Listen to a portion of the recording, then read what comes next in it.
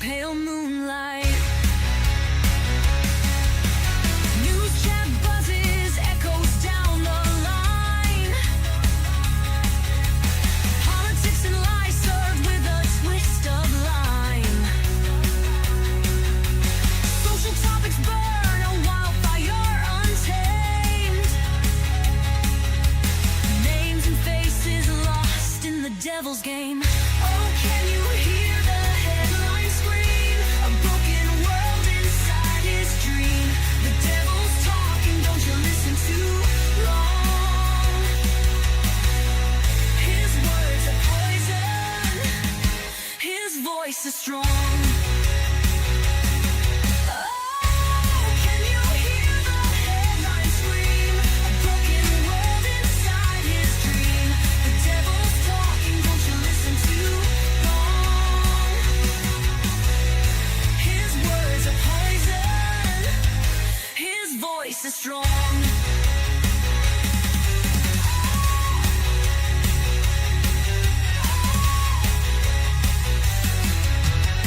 The papers fly like shadows in the night. Every story's spun to feed the fear and fright. Divided hearts and minds, the cycle never ends. Another chapter written by the devil's hand.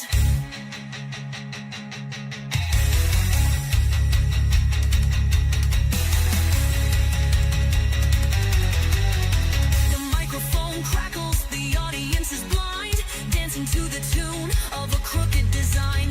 Social threads unravel, the fabric starts to tear, but no one seems to notice, no one seems to care.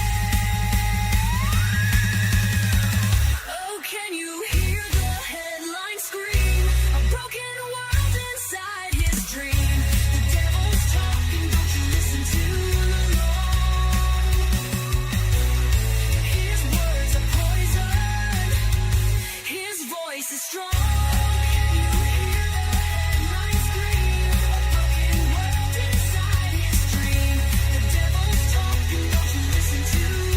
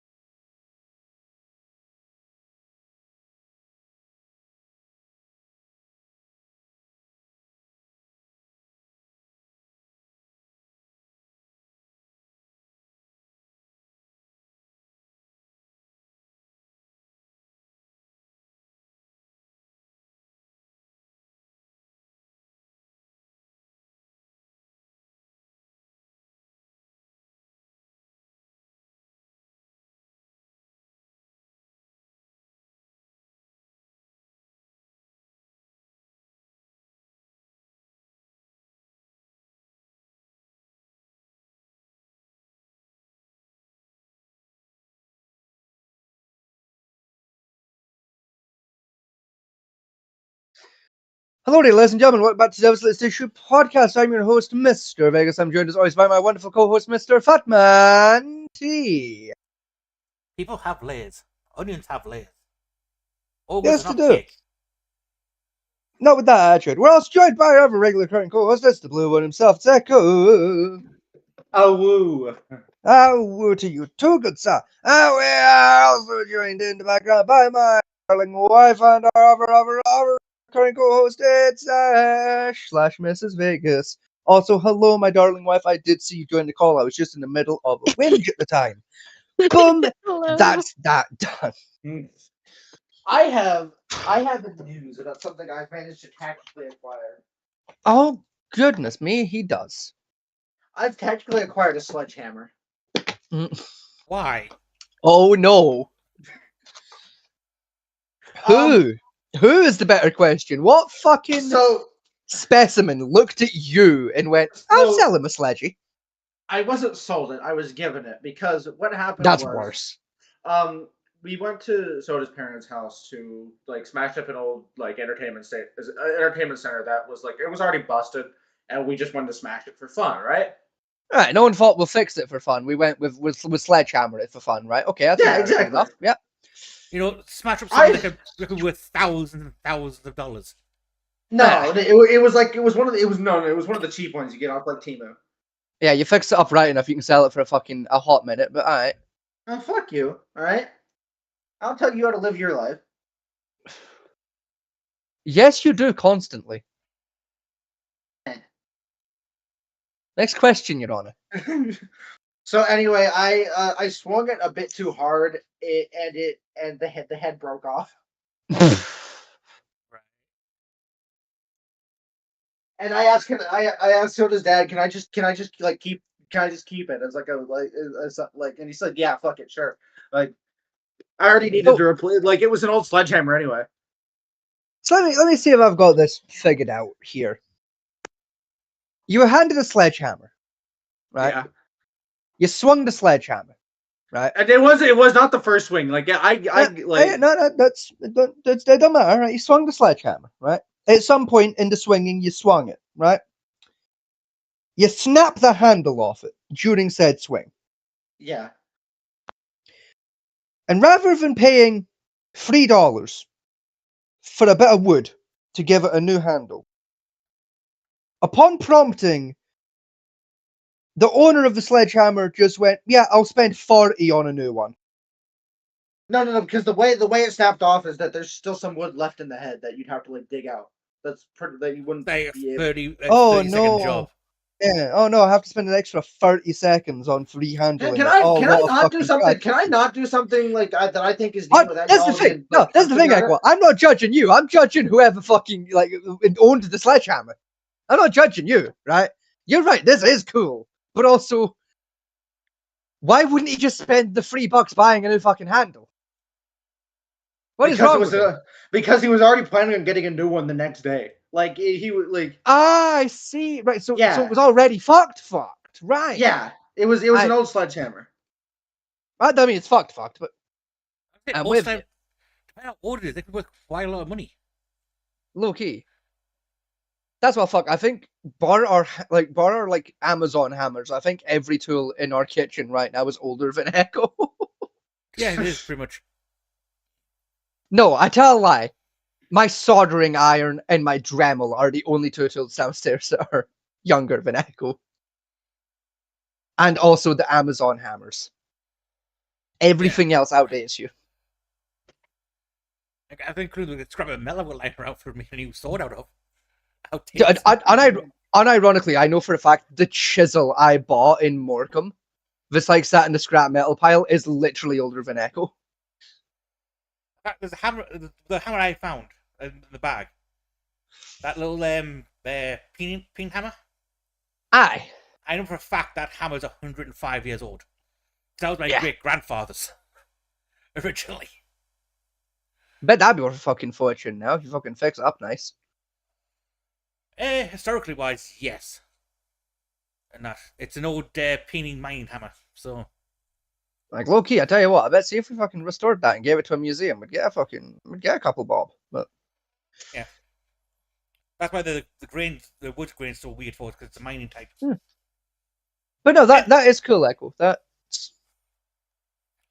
You now have a water Like you've done something I've never done, and that's break a sledgehammer. Normally sledgehammers break me instead, so No, I've broke sledgehammers before. I haven't. You know, I refer you to the great tree punching of 20 whatever fucking year. I thought you were gonna say. I thought you were talking about the great tree raping. No, the great tree punching, you see. You know you've had too many injuries when you can't remember which year the tree punching happened and that led to a broken finger. That's how you know your list of injuries is starting to get a little big. What was the year of the tree raping? Oh god, that would have been 2010-ish, Is it really? give or take. That was 16 years ago? Give or take. Like, yeah, I was half of Vegas' life. Yeah, like I was a child at the time, so give or take 2010. So that tree's a pedophile, got it. Yeah. Like, why else would I have been on a tree swing in the middle of the forest? If not for the fact that I was a child with nothing better to get up to. That's a lie. I had a lot of better things to get up to, including but not limited to selling drugs. I just didn't have any appointments that day. So I went to the woods instead. So, welcome to the show, everybody. As Tyler portrays, we're going to be discussing myths, legends, monsters, and random shit from the Brothers. That we are. Well, probably mostly from the Brothers Grimm tales. Now, before we do get into the main meat and potatoes, I need to go for a shit. I would love meat and potatoes. So y'all talk amongst yourselves. I'm gonna go for a shit real quick. Yeah. So how's your holiday going, Ash? Pretty good. Don't disclose where I'm at this time. You know what? I'm gonna disclose your exact grid coordinates. You don't even know where I'm at, low key. You just know the state. I don't even remember the state. That would be so real. That's so fair. But it's going pretty good. We haven't done much yet, but we have gone to the art museum and stuff, and it was a huge art museum. It had 3 floors of nothing but art. Oh my god, can I rant about art for like Here we go. Yeah. Please, it's the only thing I ever get. Dude, the art museum, man. The art museum, holy shit. Oh my god. It was beautiful. First floor, it was like really, really, really, really old 1700s type art. It was like mainly self-portraits or portraits of like older rich people back in the day, and they were all oil paintings and they were so beautiful. And there was this one specific painting that like I took a picture of it. I took a picture of everything.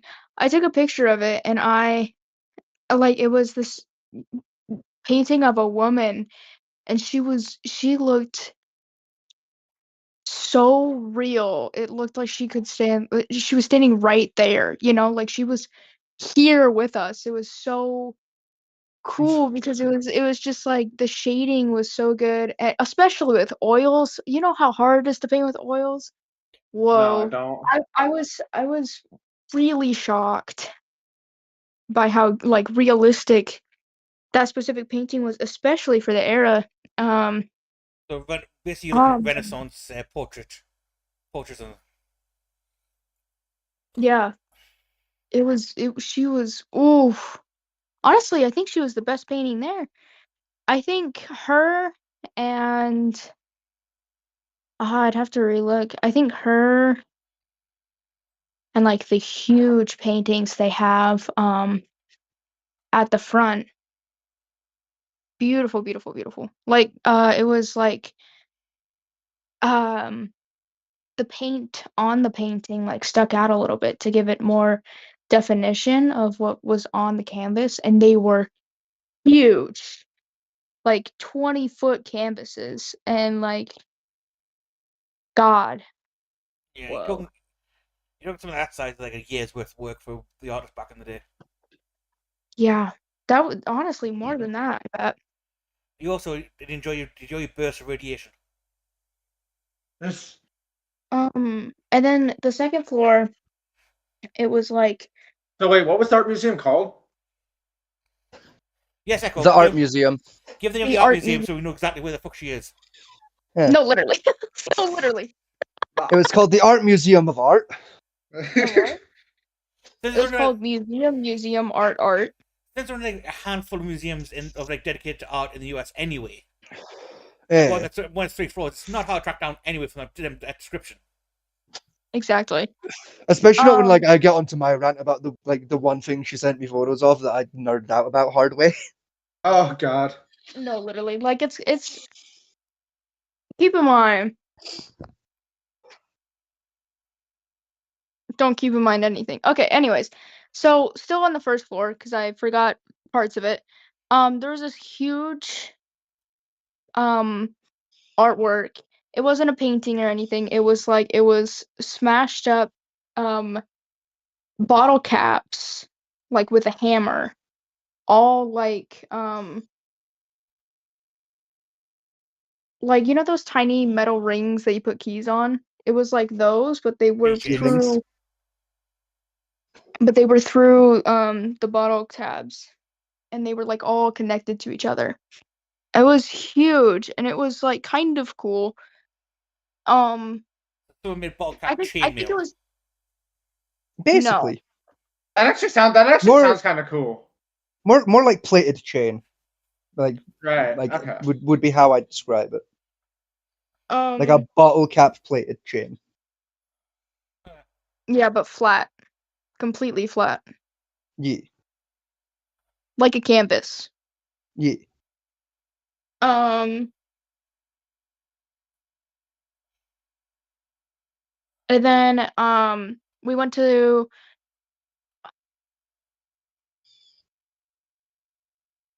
a gift shop, and it had it had a crap ton of like beautiful things in it. Specifically, there was this like Vincent van Gogh like travel vase that you could take with you, and I bought it immediately. And I got 2 pairs of socks that were like also paintings, and I got a mug for my grandma, for my nana. Um and it looks like it looks exactly like a huge painting that's in my nana's living room. My nana is huge on paintings and art as well, and she even went to school for it. And so I knew that she would love like my pictures and videos that I took for her. I was thinking about her the entire time. I was like, God, Nana would love this. Like, absolutely love this. We would spend 5 hours in here. Hmm. Dude, when my Uncle Daniel and my cousin went there, they spent like an hour and a half there. We spent near 4 hours there with me. But in the entire 4 hours I was blowing up Charles' phone of being like, oh my God, look. I mean, Literally, like I have the Snapchats to prove she pirated every piece of art in that fucking museum. Dude. No, I kept doing it in front of employees too. I didn't give a fuck. And in Yeah. front of security too. I I think I don't took a think few they give a photos fuck of either, to be fair. security. I mean, if I'm going to art and all that, the only place I think a decent art place was the Bowes Museum, which is not far from Ooh. where we live. Lucky Edinburgh Museum actually has some fucking stunning pieces at the minute. The only reason I'm doing the thing for, right, is because of one particular thing that's in the museum, which I fucking love. I have since I was a kid. Make sure that's actually work engineering and vision, the craftsmanship. Well, while you find the thing, Fat Man T, I was gonna say there was one piece. Well, technically 2 pieces at the museum that Ash was at that she sent me Snapchats of that like I was obsessed with. In fact, I think you would have liked as well. It was a suit, like a full. One of them was like a full, like medieval suit of armor. Yeah. From my experience in armors, I would have put it as a 16th century Gothic inspired, Germanic Gothic specifically, Germanic Goth inspired, Germanic Gothic. There we go, brain. Germanic Gothic inspired set. It looked in really good, like suspiciously good nick though. So I'm not certain it was a historical piece. I think it may have been a recreation, but like we'll let it slide because it was fucking sexy. And then right next to it was another set of armor. And this piece of armor slightly upset me because it didn't have the legs to it anymore. They'd like evidently hadn't been able to source the leg pieces. I don't have to. But they did have the chest piece, like the arms and the helmet of it, and it was. Yeah, so the cuirass, the arms, pauldrons, basically the whole upper body and the helmet was included. Just again, like no legs, no boots. But it was black and metal with gold inlay, and it was very, very, very, very similar to King Edward's tournament gear. However, I know for a fact it wasn't King Edward's tournament gear because that's in a different museum, but that doesn't matter. It was like the same style. That was like if you believe the museum, that was a historical piece. I would have to see the picture. Like that was a legitimate piece of. I should still have it on my phone somewhere. But according to the museum, that was a legitimate armor this sounds piece. really cool. Let me grab my phone. Let me find my phone. Thank you, whoever just texted me, for helping my phone. Right, as you look at right, this is one things I love. I would generally call art myself. But, screen. Now, pretty sure Scott, you remember this. 50-50. The Silver Swan, yeah, I remember it.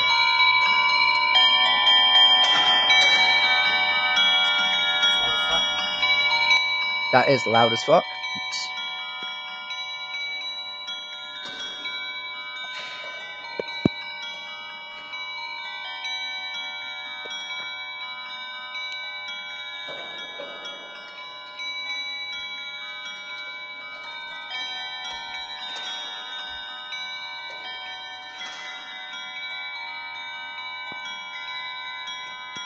Oh, this is cool. That swan is Cool. all original parts. No part has ever been changed out on it, and it's now topping close to 300 years old. Jesus. And that, and all mechanics are silver or glass rod. The water effects done using blown glass rods. And I've seen that in person several times. It's fucking beautiful up close. I can imagine, yeah. It does look fucking incredible. Like I've never seen it like with my eyes, but like even on video, it's fucking stunning. It always amazes me. It always amazes me how like shit like that was made. Do you guys want me to send you some of the pictures of the art there? No, because I've just scrolled up to them. I've found them. I was gonna say, actually, if you look in the Devil's list, there's actually a channel for art pictures and anything else. Yep. I now have to just scroll up to the fucking piece of armor itself. That's not what I was talking about, but okay. That's fine. I have found part of it.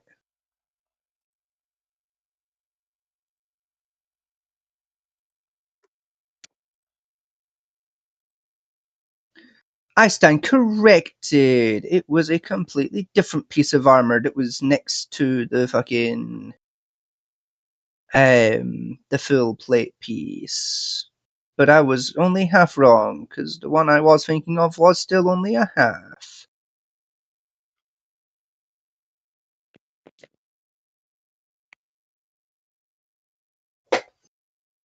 So you're gonna get to see 3 pieces of armor instead of 2. I got confused because there was 2 pieces of armor with the legs missing. I thought it was only 1. Okay, that was last issue. I'm just gonna bung him in the photos channel because I can't be fucked. That's fine. You know what? That's fair. Ah, that saved the entire fucking set of photos to my phone instead of just the ones I wanted. Fuck. There goes half a gig. There you go. The one in particular I was talking about, I think, is the 3rd one. Once it loads, yeah, the 3rd one was the one I was talking about. That's It's cool. very similar to King Edward's. It's like really similar. It's not bang on, but it's got a lot of similarities in it. The one on the left is the one that I put to 15th century or so, Germanic Gothic. The one on the right, I don't really have any clue about the time period for that one, but it's very pretty. I'm not as familiar with the design of the one on the right in images 1 and 2, but The one on the right is a set of jousting armor, and it from the helmet design, you're looking around 16th century for that, because they were designed with no leg pieces. They had leg pieces of the skirt piece, instead of the legs for horse riding and jousting. It's purely a sports set of armor.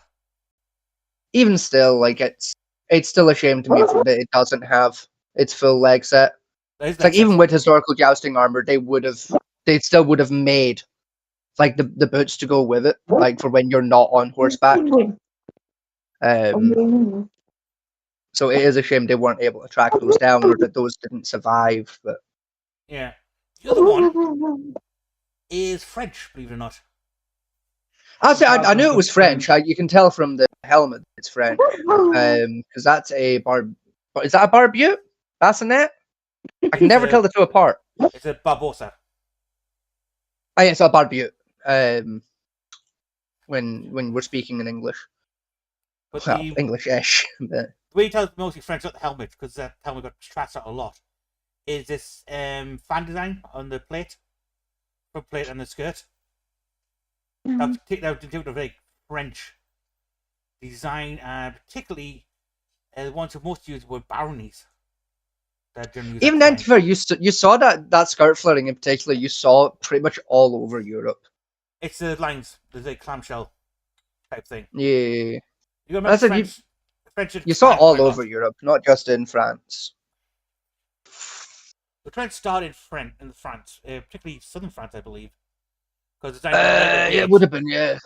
Lighter weight, they take and they vent heat through the armor. Yeah. Type thing. As for the other one, hang on, I'll go back.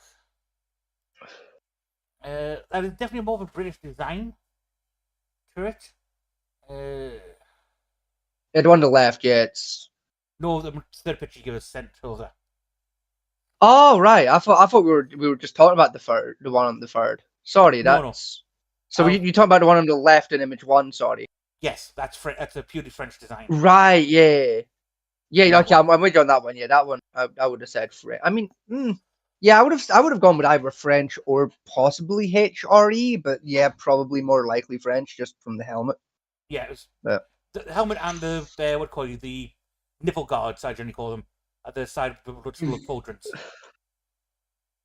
Again, you saw those fairly often in like in your HRE kind of territories, especially like the closer to Hungary you started getting. Yeah. The boots though, the boots definitely ruled that out of HRE territory. Yeah, the fucking duckbills ruled that right out. Yeah, duckbill is definitely a French adaptation, especially southern France when the rains came. Yeah, I was like France and like a little bit of England for like 5 minutes until we figured out that it's just not the trip. But also it dated because that kit design only came in after the battle where the knights sank into the mud. Yeah, I know the one you mean, but I don't remember off the top of my head, but I know the It one has- that you're on Some in the about. 15th century. That one. Yeah, Like, listen, like for me though, it's the, and I can never remember the proper name for this, but the lining that's going on the cuirass. That's why I kind of put it to like a Gothic inspiration, because that was very chic during the Goth period for Oh, the red. no particular reason. But I think the red some the museum did pop. no, not the red, the lining. Like on the cuirass itself, you got the lined indents. They're designed in armor, Oh, yeah. armor craft. They're supposed to basically help deflect sword blows. Mhm. And like help slightly with arrows. They don't do shit for arrows, but they're supposed to. But fucking, they're more helpful against sword and like some blunt damage. They're about as useful against a blunt object as they are an Yeah. arrow, which is to say they do fuck all, The but main they reason, help in the a main bit. reason for that kind of like line design was basically originally it was reasoned for two reasons. One was to vent heat, and that because France Yeah. got hot. Second reason was to be cheap bastards. It's basically the reason you put a full under a sword. Yeah, Like that. You get wide blade, but you also reduce weight and material cost. That's the main reason why it was done for. Because around that time is when nobles started losing a lot of money because of the wars they kept having. quite heavily. Yeah, those were big like reasons behind it. Again, like the tactical advantage it was supposed to give you was it basically helped deflect sword blows. Yeah. It kind of does, but not in any helpful manner. Yeah, the one next to that one is the jousting armor. And that. Yeah, You can tell by the leg flares over the top which clutch onto the knees. And that. So there wouldn't be any real leg pieces from that. I'd tell you there would have been leg pieces made for that for when you were like still at the tournament, but not actively competing, when you were just going to and from. Yeah, but I'm saying this is like a 17th century variant when jousting was. Even the 17th one, you still would have had dedicated greaves for going to and from different events at the tournament. Right. Really? Now, Yeah, because you got to remember, like even in the 17th century, it wasn't unheard of for knights to bounce between two or more events. Where like you do a joust and then you were straight in the sword pit after, so you didn't always have time to change your armor sets. So it was, especially like if you were doing a lot of joust, it was a lot more effective to just have a backup set of greaves that you could just slip on and off, because like your horse's saddle had a set already pre-built onto them for the joust. yes. So you would have, again, majority of your tournament knights would have a set of spare greaves that basically you take them off, get on your horse, do the joust, get off, slap them on, go do the sword fight, and then you can slap them back off again, get back on the horse. And even then, a lot of knights didn't bother taking them off. They just had double leg armor because it was quicker. Yeah, but that's of course a lot of damage to the poor fucking horse. I mean, true, but back then we didn't give two fucks about the horses. That's the last one, right? That is not a combat armor. That's purely. Oh, 100% not. That's purely a stand decorative piece, given by the design and the patterning on it. You're looking late Victorian, early Georgian. That's it. This is the one again. I was saying of like put me right in mind of King Edward's piece. Yeah. Again, this is the one where like it's missing the lower half, and that upsets me. Yeah. Because as like back when that was a full fucking set, that must have been fucking magnificent. Also, what tells it's not combat armor. All right, is about telltale sign. It's silver. Yes. Because the dark stain just under the breast connector by the forearm, that's silver tint. That's silver tint. As I've been looking at it since I got in, and I couldn't tell if it was silver or blackened metal. It's silver. Not even black. That's that confirmed for his then, but because you can see where he's done acid staining for the patterning and rest of it, and that tint is much different, much darker, and much more blend than the rest of the The fact that it's silver I don't think I will. Means that it was purely there to stand in a hallway as a decorative piece. Yeah. Type thing. Still an absolute fucking tragedy that so much of it is missing, though. Like to have lost the gauntlets, the greaves, and the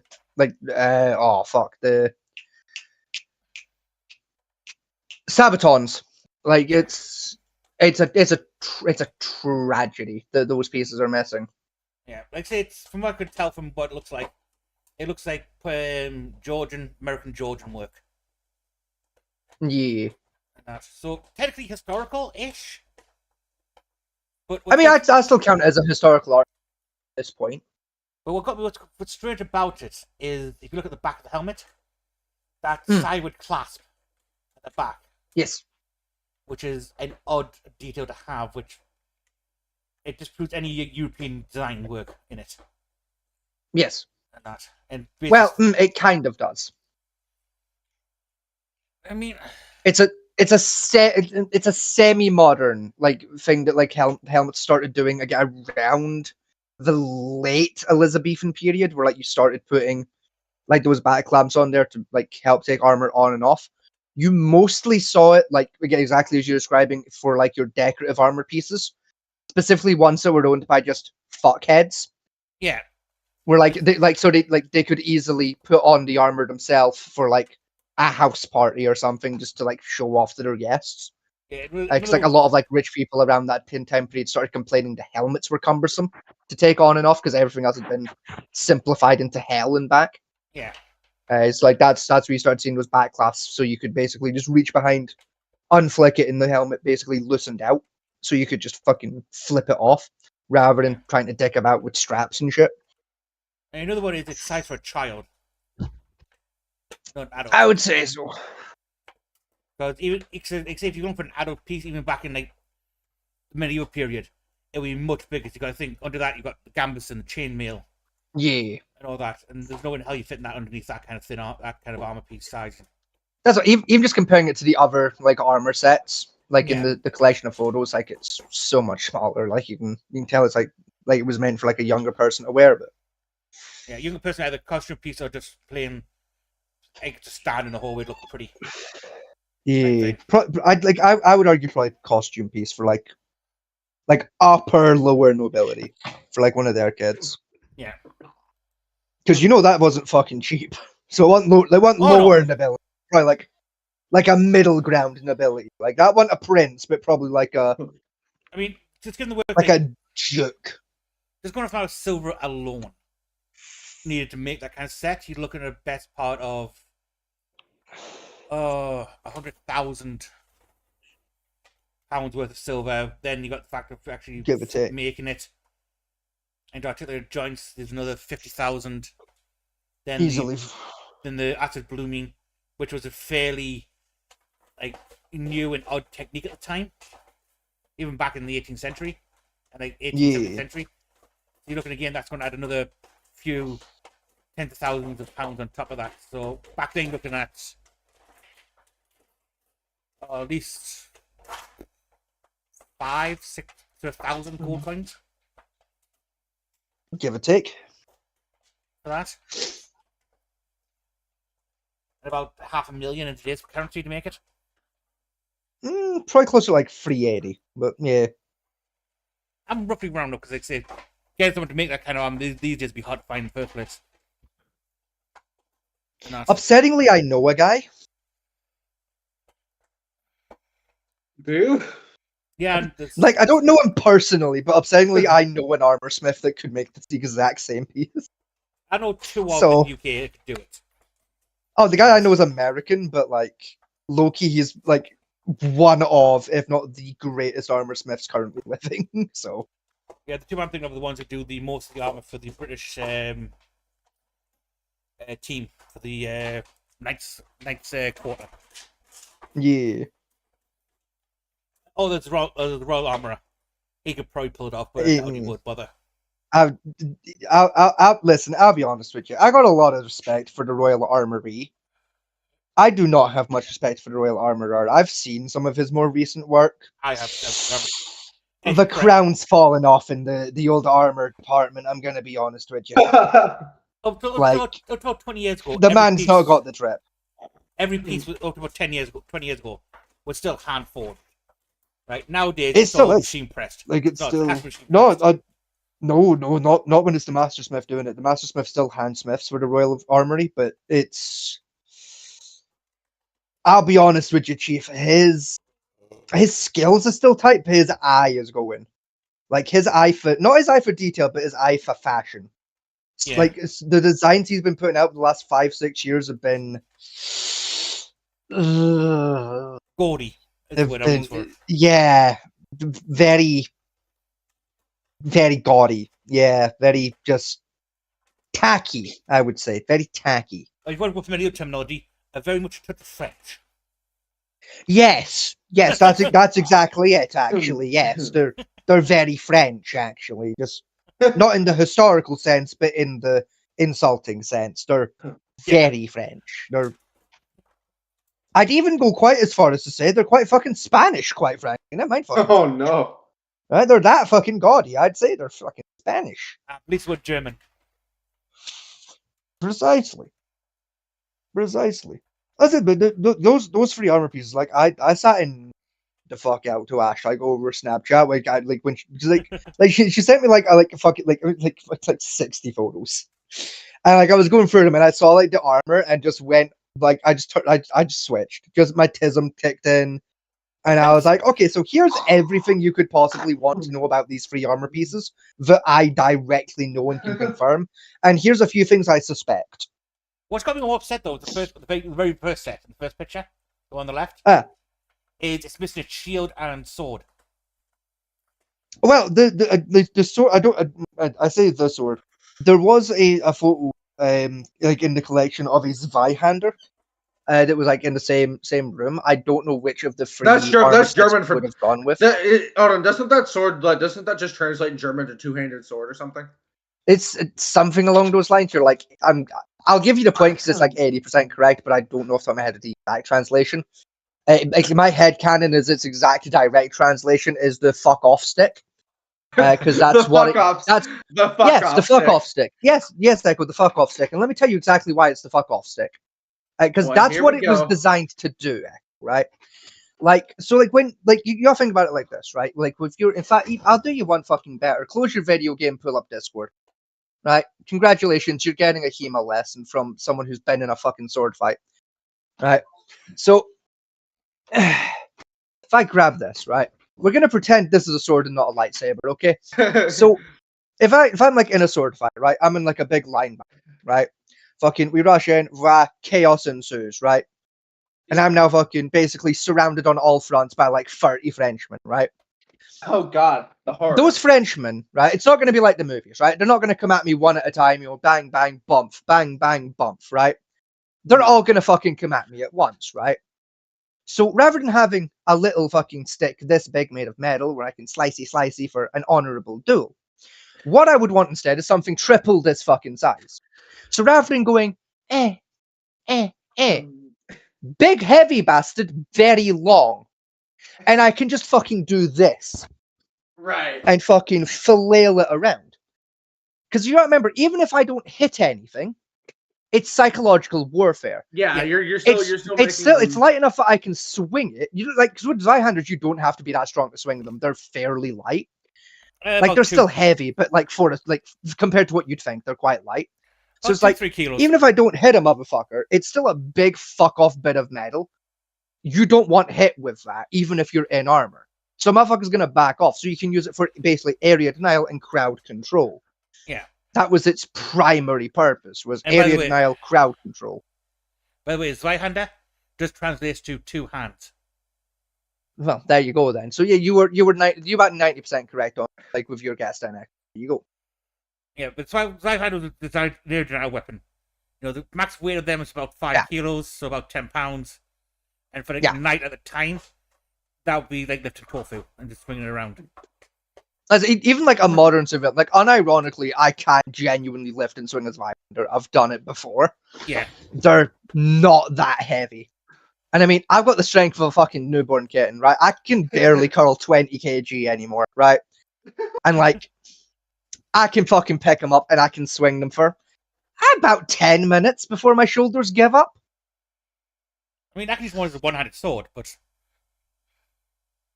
never in my life could I imagine, because it's just way too front heavy for me. Like, I'd snap my fucking wrist if I tried, but like, you know, it's like that's what like.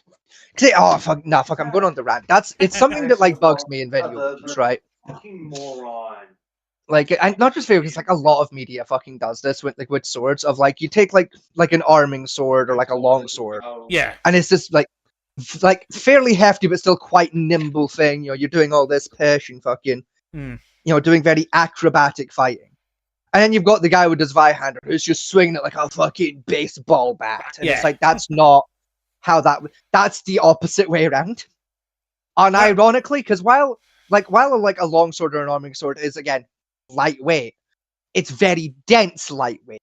Yeah. Unless you know how to hold it, it's gonna be a lot more tiresome. So you're gonna be a lot slower with your swings. It's not a fucking saber after. Whereas the Zweihander was designed to be able to be deceptively fast at being swung. That's what got me with like Forge and Fire a lot of the time when they did like the battle of swords, arming swords, long swords.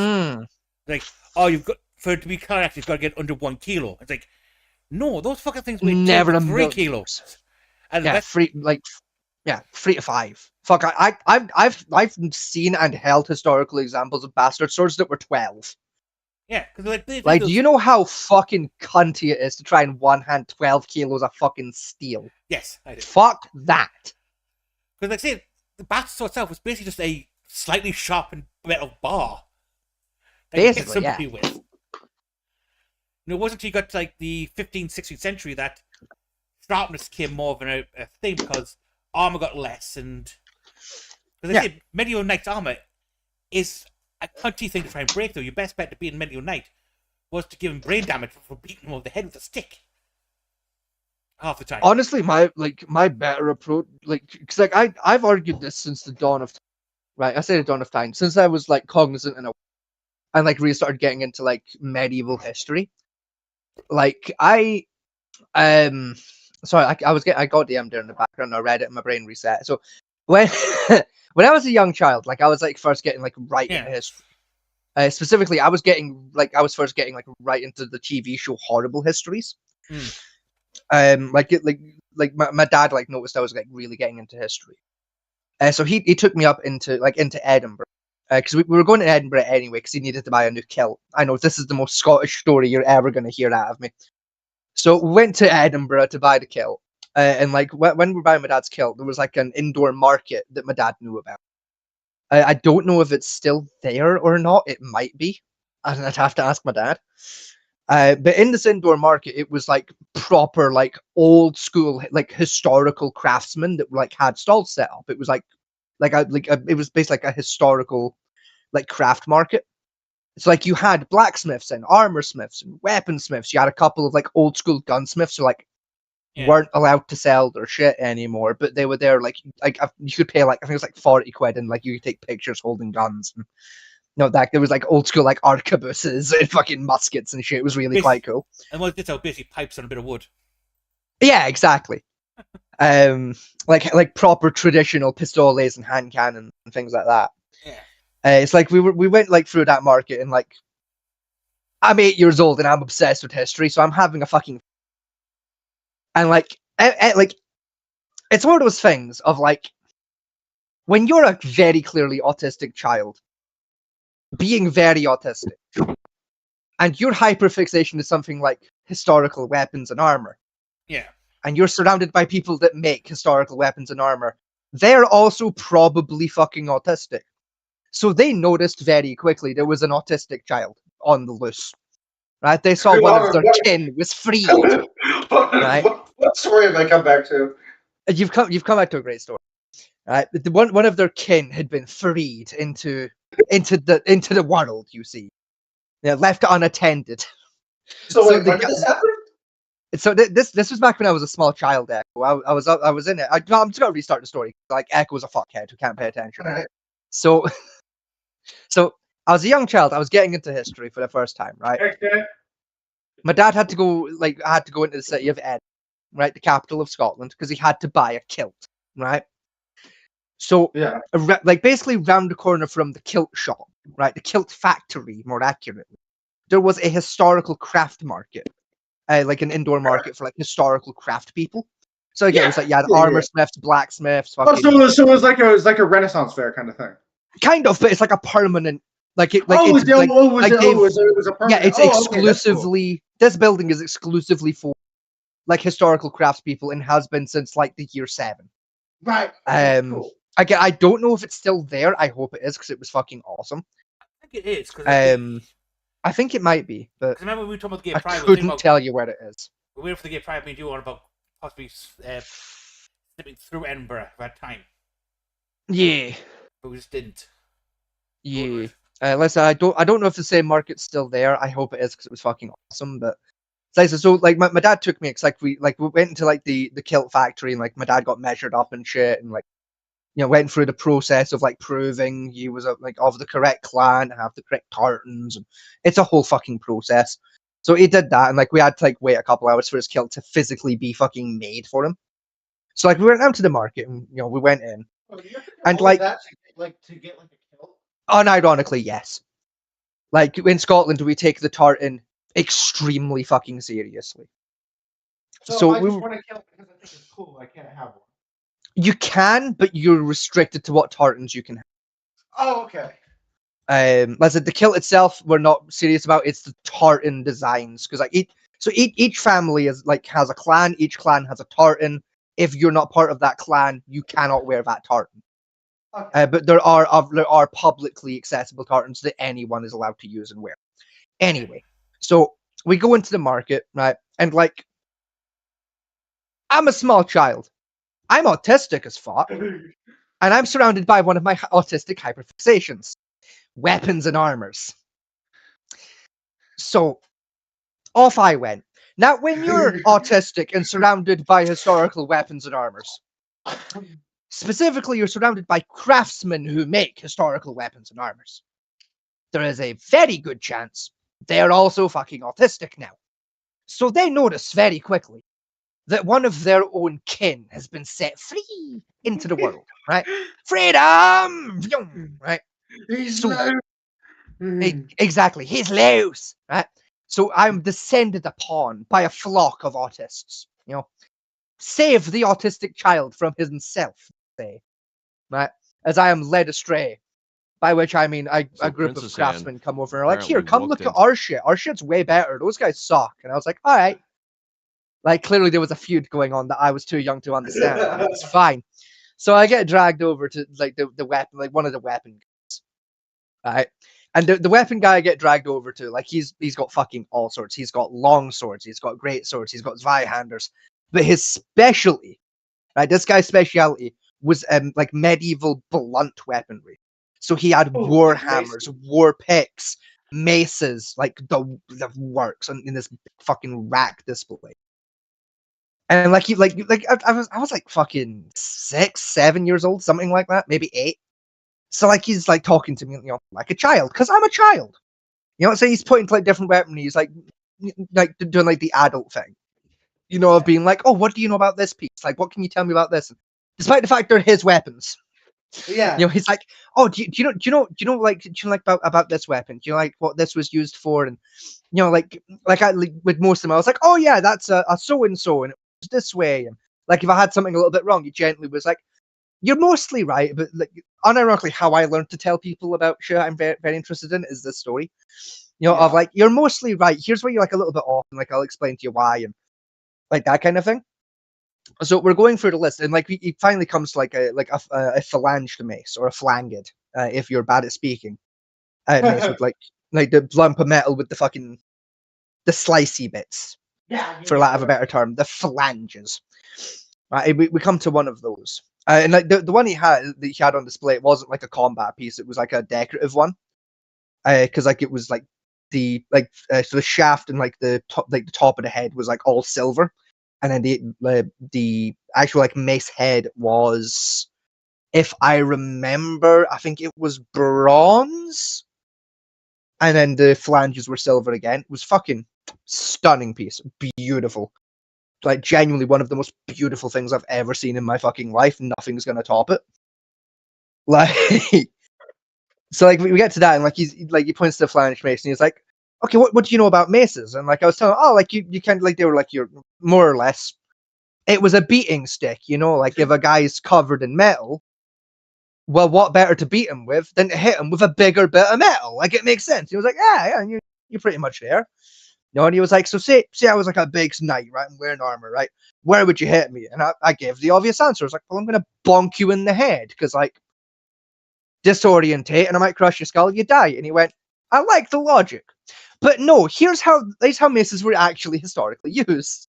You take the mace and you get him in the fucking leg right on the knee. I was like, oh, he was like, because it breaks the knee. Now, if you're wearing 120 pounds of metal and you break your fucking knee, what do you think's gonna happen? I was like, I don't know. He went, you're gonna taste the fucking ground. I was like, oh, I see.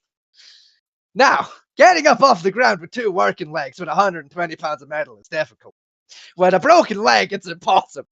I was like, oh, you're talking from experience, sir. He was like, yes, I am. So what they would do is they would break your fucking knee, and they would take a dagger and just put it through your fucking eye slot in your helmet, going through the eyeball into the brain and kill you. Or if they couldn't get that, they'd just get you in the bollocks. I was like, oh, I am too young to be hearing about this, but I am in. I am loving it, sir. Right? I was sitting there taking notes. I was like, oh, that is neat. So my dad finally comes over and is like, you have harassed this poor man for 2 hours. Leave him alone. So I got dragged away. Right? I got dragged away. You'd think we're done. We're not. Right? We get maybe 5 minutes further into this market. Right? Just me being just happy, just like, looking at things and going, Dad, can I get it? And my dad's going, that's $5,000. That's more than my house costs. You know what the fuck you can. That's how I was at that's how I was at Comic-Con. Yeah, it's like, Dad, can I have a longsword? That longsword costs more than my fucking mortgage. No, you cannot. Like, actually, at Comic-Con, they had a bunch of like long swords. They had like a full scale like metal like energy sword, like replica. Never buy weapons from Comic-Con. Why not? Because they're almost always dog shit.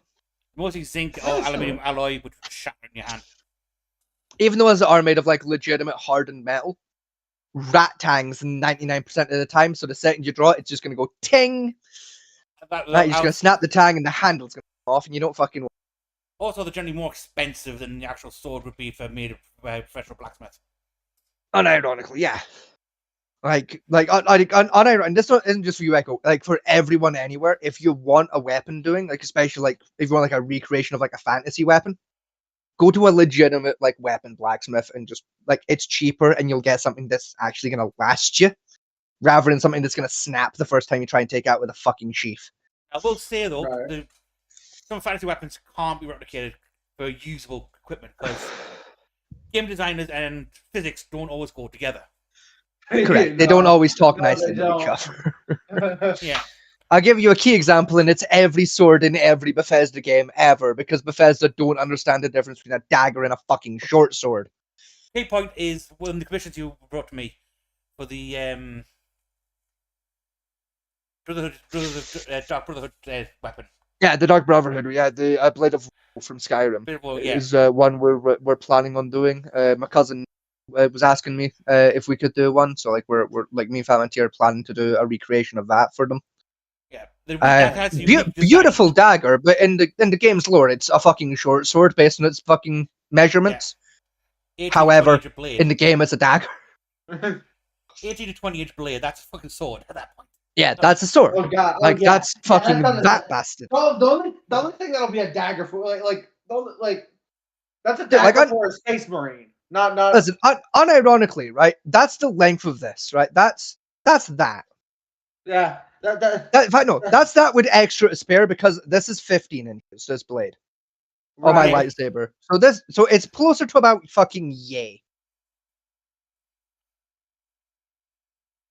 And that's meant to be a dagger. The average katana sword is 30 inches. Yeah. For a long sword. Yeah. So I got about 5 minutes in, right? 5 minutes away from this poor weapons man, right? And something glorious happened. Something spectacular occurs. There just so happened to be a blacksmith, like a traditionally trained Italian blacksmith visiting. Oh. Not only was he specifically Italian trained, traditional Roman Italian trained blacksmith. Oh, to use the water bash method then. Yes, but even more important than this, he specialized in gladiatorial equipment. Oh, came in my shorts there and then. First time I came in my life, and it was then. Right? Didn't need a woman. I was scored at metal, and I jizzed. It was fucking perfection. But Right? people don't know about water bash. Basically, when he's forged, he gets forged scale on you with blade, no matter what you do. And by hammering, you can just hammer that into the weapon, causing like lamination issues. Water bashing basically is when you take the metal out the forge straight away, you have water on your anvil. And you do your hammer in it, and you put on a strike, which causes an explosion kind of thing, which blows off all that forge scale for you. Yes. It's fucking dangerous, but it works beautifully. It's incredible.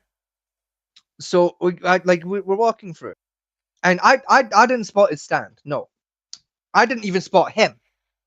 No, I felt him because you see, like I was walking right with my dad, and then I felt a hand grip my shoulder.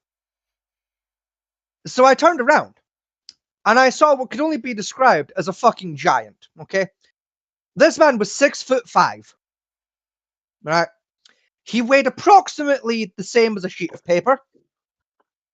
Okay, he was spindly as fuck. I'm gonna be honest. I think I met Italian Slender Man, right? Looks me, right, dead in my cold, beady little child eyes, and says, "I see you talk to people over there. I hear you like sword. Come and see my sword. I let you touch my sword." Now at this point, my dad turns around, right, because he's heard I let you touch my sword from a foreigner, right, and my dad is nothing if not fucking racist. Right, so turns around and goes, "You let who touch what fucking now, pal?" Right? So this poor Italian man now looks at my father and goes, "No, sir. Sword, not sword." Points at his dick. Because both of these men are on the same fucking wavelength, son. Right? My dad says, "Okay, that's fine." Keeps walking. I am now taken by the hand and escorted by an Italian giant to his stand of various weapons and wares. 45 minutes later, I am drinking a cup of fucking tea. Sat in a fucking, like, in a public market, right? On a little plastic stool, right? Like the king of the castle that I rightfully had been declared. Being presented weaponry by this Italian giant's 4'4" assistant. Now, when I say presented weaponry, I don't mean like, oh, he grabbed it off the shelf and, fucking brought it over and was like, no. This is what was happening. The Italian giant put on gloves, removed a piece of weaponry very delicately from the display, at which point his assistant came over with a silk fucking cloth in his hands. The weapon was then very delicately placed on the silk cloth, and the assistant walked his ass over, knelt down, and presented this weapon before me as I drank tea on a little plastic stool and looked at it as the Italian giant described in intricate detail how to kill a man with this thing. That went on for 2 hours.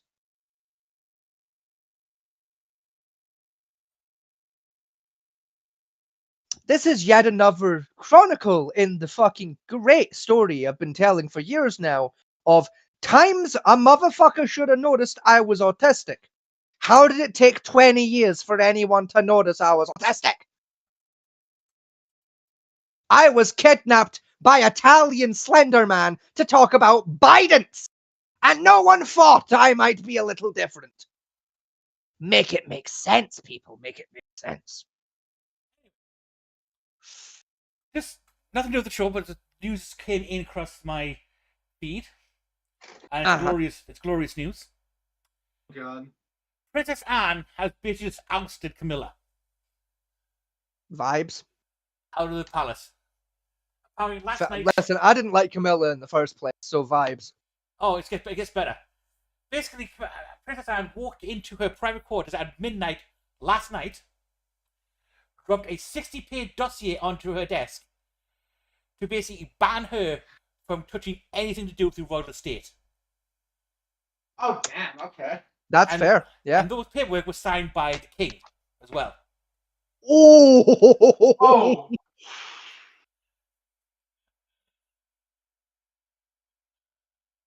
What has she been doing?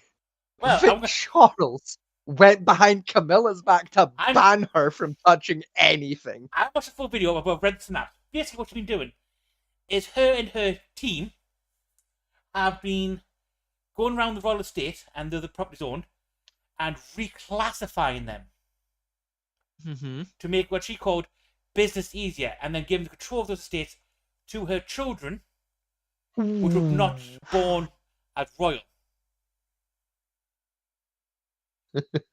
Yeah, she's not allowed to do that. What's worse was another front she did is she was signing her name on the documents as Queen Camilla. Ooh.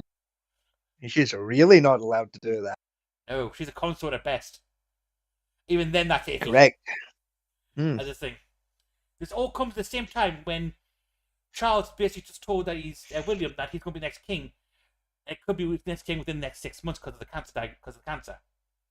Oh yeah, I forgot Charles had cancer. Yeah. Yeah, he's basically told William he's going to be king sooner than he thinks, because Charles doesn't think he can handle the estate much longer due to the cancer diagnosis. And Camilla was doing this behind his back. Ooh. that's gonna get spicy. Anne just walked in and just slapped this. I'll send you the video so you can watch it later. You do that, because I am gonna watch that later. That sounds like red hot. I need some tea in my life. Then it's the sources. The video is literally just titled Princess Anne delivers final warning to Camilla. Winston escalates dramatically. And this for the Crown Watch channel. That's gonna be that's gonna be great fun. Capping. Holy shit. I'm reading that word for word for you, right? Princess Anne's special action against Queen Camilla, management of the Windsor estate, delivering a 60-page dossier that resulted in her assuming temporary control of operations. This shocking turn event was endorsed by the king, due to significant mismanagement where Camilla team attempted to reclassify heritage assets for easier commercial handling, bypassing the traditional oversight. Ooh. Specifically commercial handle. Yeah. Now bear in mind, 2 of her sons in real estate. That's inheritance fraud.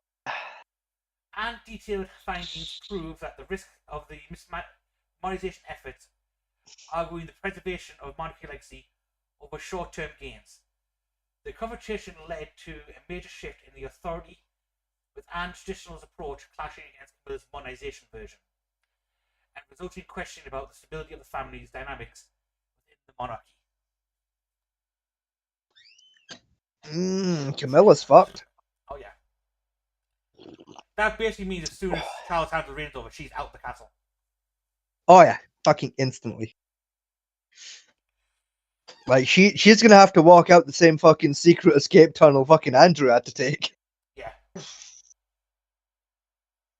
I think it's what happened once before in the history of our current monarch family. That was Even then. That's when that bitch, what's her name? The one who didn't marry Andrew married the other git. Hattie? No. The one no one talks about anymore. Oh, was he like a cousin or something? Yeah, and she thought she was a princess, became like a little pop star type thing. Yeah. Oh fuck, what was his name? I can't remember. Oh, that was It was like late 90s, early 2000s that she was about booted out. Yeah. Was it Martin? It might be Mark. I remember his wife was trying to think she was a pop star. And blue, like, Yeah, I think the thing is, he wasn't even like upper. I think he was like a count or something. Viscount. Was he? Yeah, he was. Yeah, it was like. Yeah, it was like Viscount of somewhere. Yeah. I'm sure. Sure it was like Martin. Sure his name was like Martin or something. It was like Viscount of like fucking Sussex or some shit. I think it was when Edward's like first child married into the family type thing. Yeah, he was like a cousin-ish. Yeah. But yeah, this is the first. This is the begin as technically Camilla is technically a somewhat ruling monarch, even with the title of being bitch. And that this is unprecedented Yeah. this kind of action. Just like walking in, like, yeah, bitch, get out. Let's be fair though, it's fucking in character for Anne though, because Anne doesn't give a fuck. I mean, I was reading some of the comments. You know, underneath it, you got like, good for Anne, go get him, Anne. Fuck you too, right? And this Like- one, yeah, goes in, which sits through. Camilla was just setting up for her kids to start running some of the properties. And as far as that goes, she has no business trying to run the royal properties. She is not royal. She has no expertise in running this kind of financial stuff. She has no business mingling this, other than trying to line her own pockets. From reading that comment, I imagine she was trying to sell a portion of the estate. It sounds like it.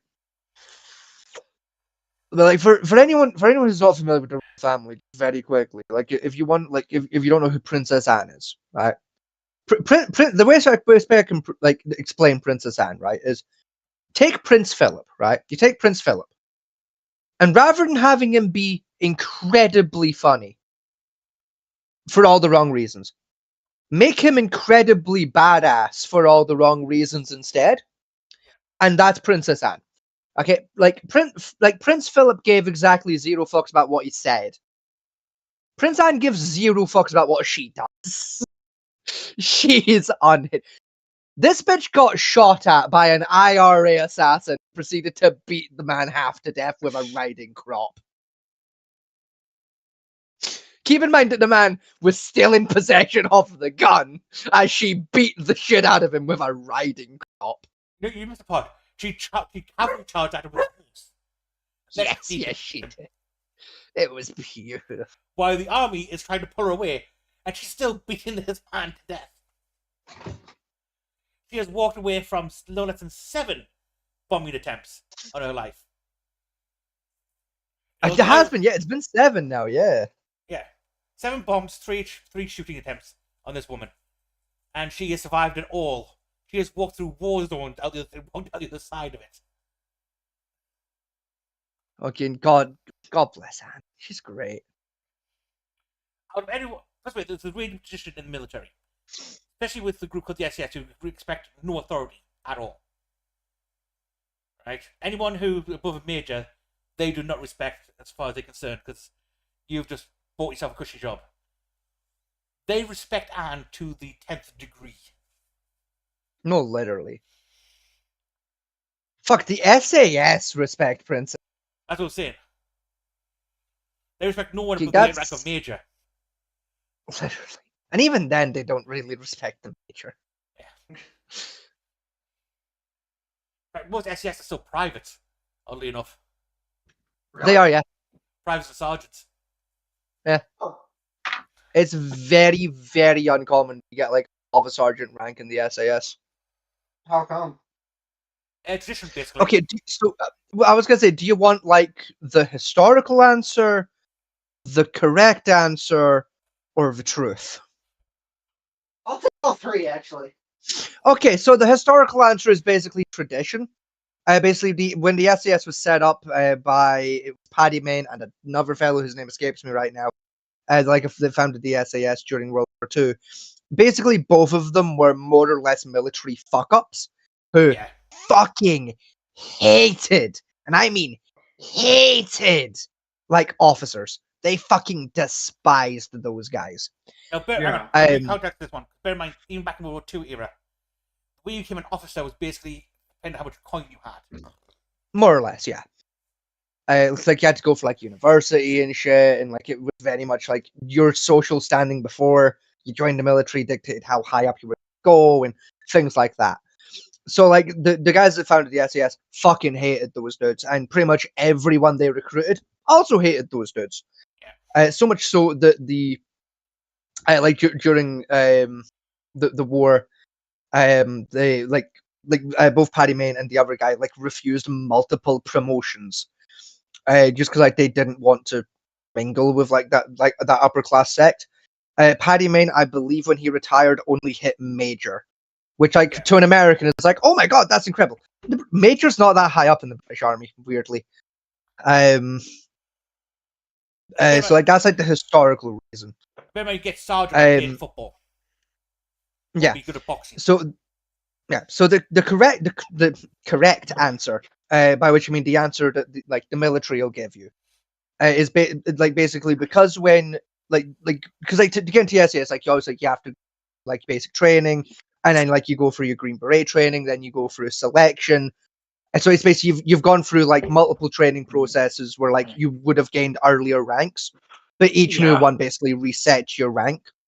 So like by the time you get to the SAS, you should have been captain, but you've been reset to private. So you've had to retrain into new specialities, effectively resetting your rank each time.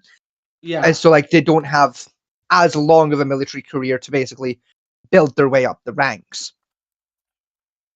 Here's the correct, the true reason why.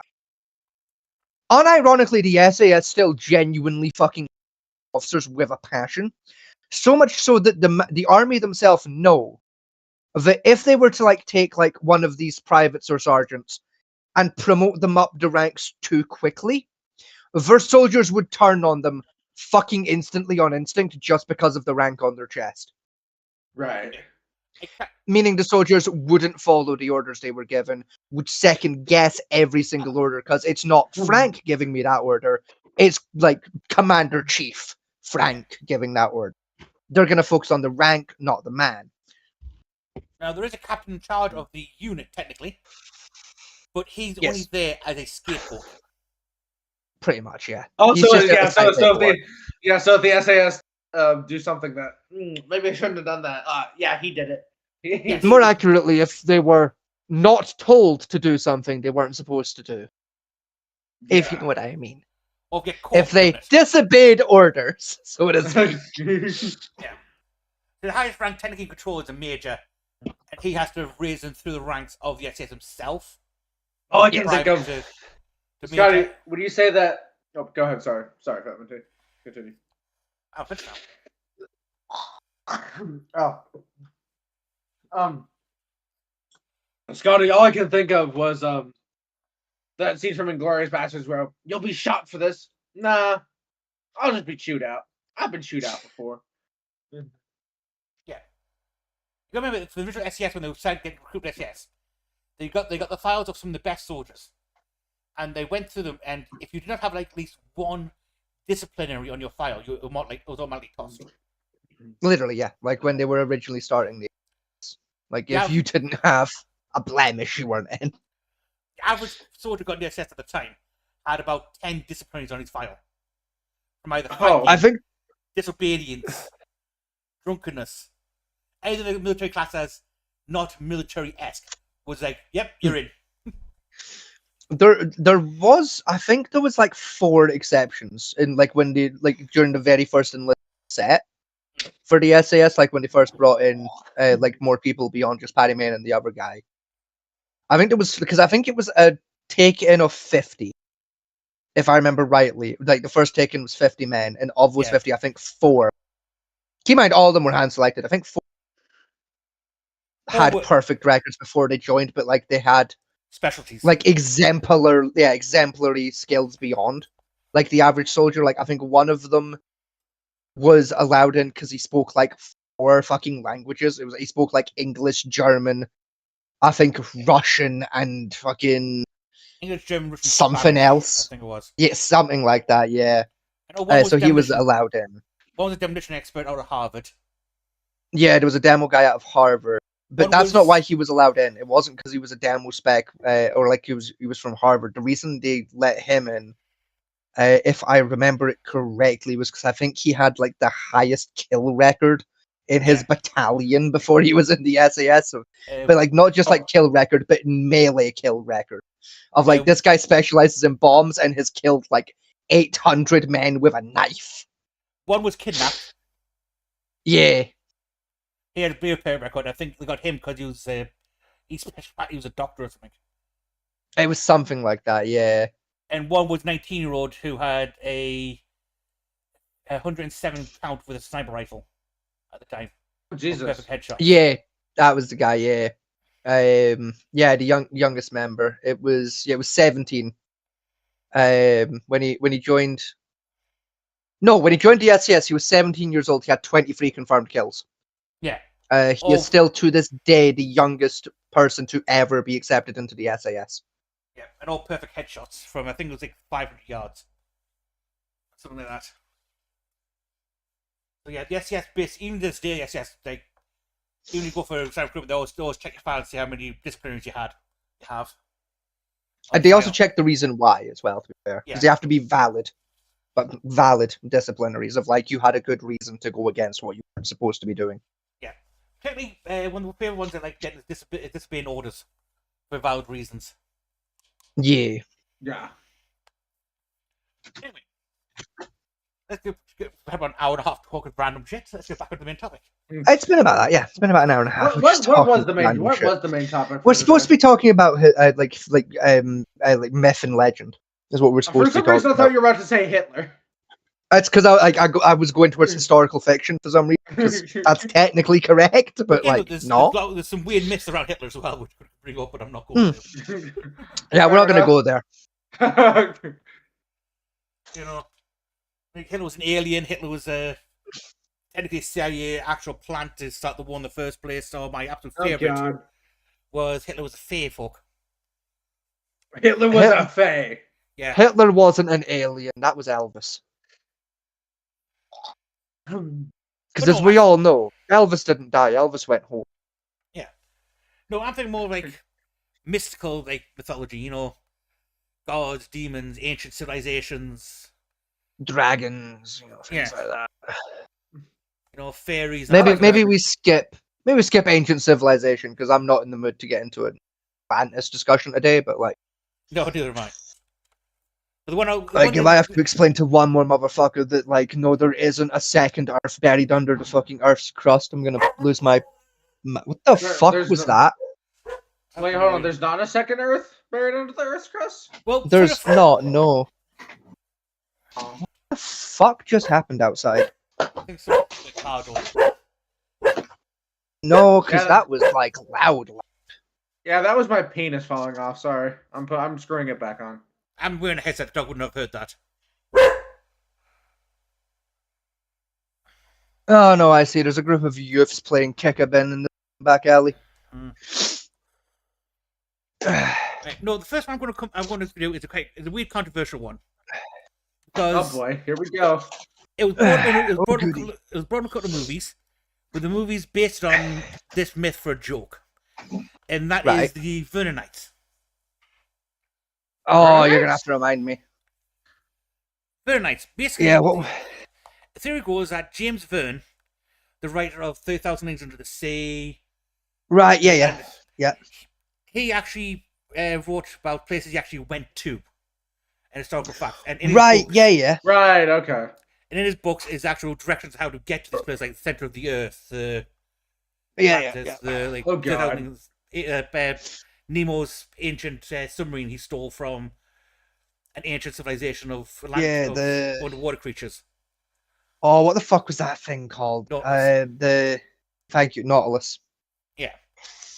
Now again, the modern retellings of like travel to the center of the earth, like the rock and all that in it, are basically based on the idea of the Vernonites mythos of the and there are people who are currently still using James Verne's books as a way to try and find these locations and decode his messages in it. Oh dear God! I mean, sorry. Let me finish my thing. Now, the main reason this kicks off is because James Verne always wrote all his novels in the format of a diary. Originally. Yeah.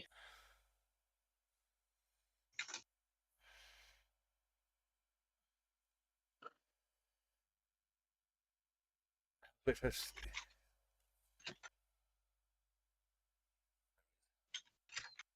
What are you waiting on? I was waiting on you to finish so I can miss the message.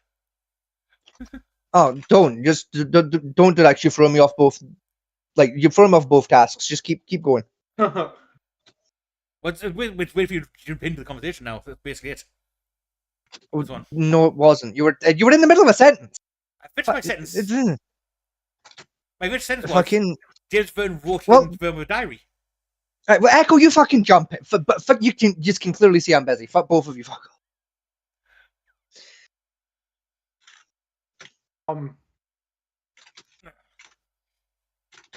Right, Loki's sick of being the only motherfucker on this show that fucking pays attention. Like Echo, pick up your weight, motherfucker.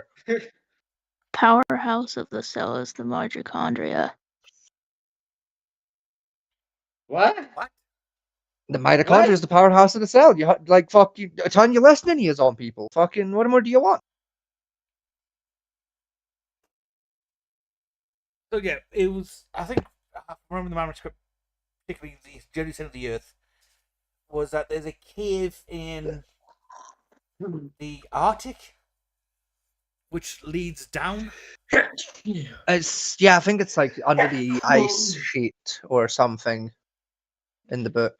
Yeah, that leads down to a underground conduit powered by a giant crystal, which acts as its internal sun. Something. It's been about fucking 14 years since I read one of his books. I couldn't even begin to fucking tell you. I don't think I ever read any of his books. I'm gonna be so real. You are not missing out. They were fine for the time they came out. And that's the nicest thing I'll say about any of Vernon's work. Yeah, most work from the idea of post-Victorianism. Right. And like Yeah. steam aesthetic. Like, you know, back when like we as a species barely understood science but thought we knew everything. Yeah. My favorite ones in his book was the sonic steam rocket. What? That he stole from Da Vinci. I'm sorry, a sonic steam rocket? So like a rocket that can go that can break the sound barrier with powered by steam. No, it seems stupider. Basically a giant steam generator that then pumps the steam into what's called an audio acceleration device, which then uses sound waves to propel the rocket into space. What?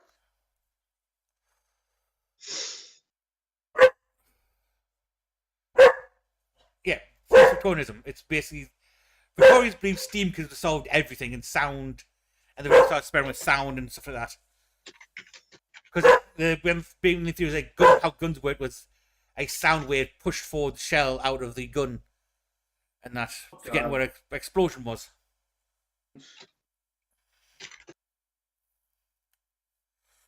Humans are so smart sometimes, but also so fucking retarded.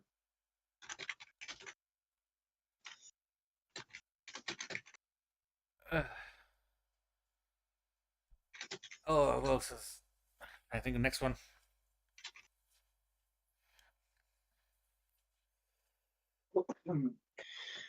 Second. Continue. Okay. Timu kept dinging. It's been doing it the whole show, and it was doing my tits in. My only interest one is the Nautilus. Is my most interest one of the James Verne stuff. Is that what was the Nautilus again? That was the Nautilus is the underwater submarine that fucking Captain Nemo stole. And you're right, yeah. You know what submarine in the 17th century? Yeah. Which had electricity, torpedoes, ray guns, you name it. And supposedly dived down to the Mariana Trench and back. And let me guess, it was powered by steam? No, actually, it was powered by a hydrogen generator. Ah. Use a hydrogen generator and seawater to create a limited energy source, which allowed it to Yeah, travel it was permanently something like underwater. Huh. And he also used it to kill Kraken, the Leviathan, a ancient sea god by ramming it into its testicle. Okay. I'm not joking on that one. Yeah, I think that's like, is that like chapter 6 of the book? He just rams it into Cthulhu's dick. It's book 4 I guess. of the. I guess when all Yeah, else, something like that. I guess when all else fails, aim for the nuts. Basically, yeah. Well, originally in the book, it was aiming for its anus. It just Oh. moves, doesn't it? You know, fucking. Because the idea was to navigate inside of the sea god to kill it to its heart, but he apparently crashed into its testicles and killed it by shock. Huh. Okay. To be fair, you know, upsettingly accurate medical information for the time period, because yeah, that probably would kill you. Yeah, take heart to the nuts can kill a man. Just Yeah, shock I mean, value let's be fair. If you scale that up a bit, right? That's like getting shot in the testicles with a 50 caliber. Oh. Like that would fucking kill you from shock. Well, yeah, because then the Norse could travel at 130 knots. Yeah. So like, Cthulhu took a 50 cal to the tick, basically. Like, yeah, that'd kill anybody. Yeah, even Cthulhu would fold. Yeah. You know, it's like the bit of vampire lore. Like, yeah, put a stake through it. Like, who wouldn't that fucking? Oh yeah, work? yeah. Who's that like not fucking, gonna work on? Yeah, like wasn't that like referenced in that Hotel Transylvania with the dude Yeah, it's asked, literally referenced in the first Hotel Yeah. Transylvania, where Johnny's like, stake through the heart, and Dracula's like, yeah, who the fuck wouldn't that? Who Yeah. survives that? Who would? Like, I don't think a Yeah. werewolf's pulling that one off. Like, what the fuck are you talking about? Well, no, the idea of the werewolf is the stake can't pierce the skin. You have to use silver in order to actually pierce their skin. Well, that's why you wait till the next morning when he's not a fucking wolf anymore, and then you stab the in the heart. But the original for the stake, though, that was so they stopped the Dracula didn't revive Yes, after being killed. Because they believe was to vampires can permanently kill him. Because believe if you stick back out the heart, the heart could then regenerate, so it had to be hammered in the left state. Yes. Was a general theory behind it. Because that's how they originally sealed Dracula. Then some cunt went and pulled stake out and like, oh look, I got a stake. Oh shit. Me. That's what, you know what's fun about the stake to the heart, right? Like if you look at like actual like historical like vampire like vampiric burials and things of like historical vampires. The stake method never existed. No. There is no historical record of staking vampires until Bram Stoker's the original book that Bram Stoker's Dracula's films were based on came out. Nosferatu. No, the one after that, the one that Bram Stoker because Nosferatu was Bram Stoker. Because Nosferatu wasn't Bram Stoker. Nosferatu is now owned by the Stoker estate. Because there was I can never remember what the book is called. The book is Dracula, but I don't remember it. But the original book that was written that like inspired Dracula and Nosferatu, basically Diddledick, Bram Stoker, he bought the rights to do the Dracula adaptations for film. The small German company that did Nosferatu didn't. They just made the movie. But when Bram Stoker bought the rights to do the film, he bought exclusive rights to the book. So legally, the Stoker estate owns the original book as well. Yeah. So when that small company made Nosferatu without any fucking permission, basically the Stoker estate was able to sue the shit out of them and just kind of claim all known copies of that original film. That's why there isn't this. Some people like don't realize there is no longer a complete like copy of the original movie of Nosferatu. No, there's only about 94% of the film's like footage of the footage that was released originally actually available to watch. There's about 5% of the film. The versions that that get floated around as the complete versions technically are but aren't, because they've basically filled in the 5% of plot with deleted scenes that didn't make the original release. because we have we still have one of the original master reels, but it doesn't have that 5% in it. It's the master reel is basically it's the one they used to when they were doing the editing. They basically snipped out the bit they needed because when Nosferatu was being originally made on its release film, the that 5% bit that we lost accidentally got edited out. So they basically had to take the original master film, edit it out of that to add it into the fucking release version. Yeah. So we basically lost 5% of the film twice. When it was the same 5%, by the way. But then most like SRO versions that's floating around you could buy. But still extremely expensive. Oh, the yeah. best one I've seen was 60% of the original footage. Yeah. There's one reel of like in existence today that is considered like the closest we'll ever get to a complete version of the original film, and it is at 94% of the original release, and that's in a museum, I think in Zurich. Off the top of my head, there are, however, rumors that the Stoker estate has a complete, like 100% reel of the film, but that's never been confirmed. Stoker has one, and there's also one rumored to be in the actual film museum in Paris, which the contract can't be shown. It's only there for archival reasons. And even then, the museum themselves have never confirmed or denied the validity of that claim. Yeah. It's just a rumor amongst the film nerds that exist. And one curator said he saw it. Yeah, we do know that Bram Stoker did originally have a 100% reel, but we don't know what happened to it. Yeah, the Stoker estate has never released information about whether they still have it, what condition it's in, etc. Like while Famity has his piss, by the way, and so just while we're still on about Nosferatu very quickly, like Echo, have you seen the remake they did of Nosferatu a couple of years ago? I've never even heard. This is the first time I've ever heard of the movie. You've never heard of Nosferatu, like the film? Nope. No, okay. So, have you ever seen the original Dracula before, like the old black and white like Dracula movie? I've seen clips of it, but that's right. So it's the same movie, right? But instead of Dracula being suave and sexy, right? Yeah. He's horrific, right? He's like 6'4", spindly. He's got fingernails out the fucking right? Big teeth like that. He looks like a rat monster, right? Yeah. It's a fantastic movie. It's unironically original. Is fucking. It's a classic fucking vampire movie. But they did a like a remake a couple of years ago, like a complete reshoot remake, like modern technique movie. Yeah. Fucking one of the most faithful like movie remakes ever. I think it was 2023 they did it. I think it was a 2023 release.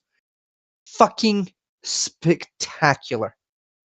Like unironically, if you wanna see a good movie, check it out because it's great. Right. What I'll do for you quickly in the background is I'll send you a GIF I just have on hand because it's one of my favorite GIFs. From the original movie. All right. It'll get you an idea of like what the Nosferatu looked like in that film.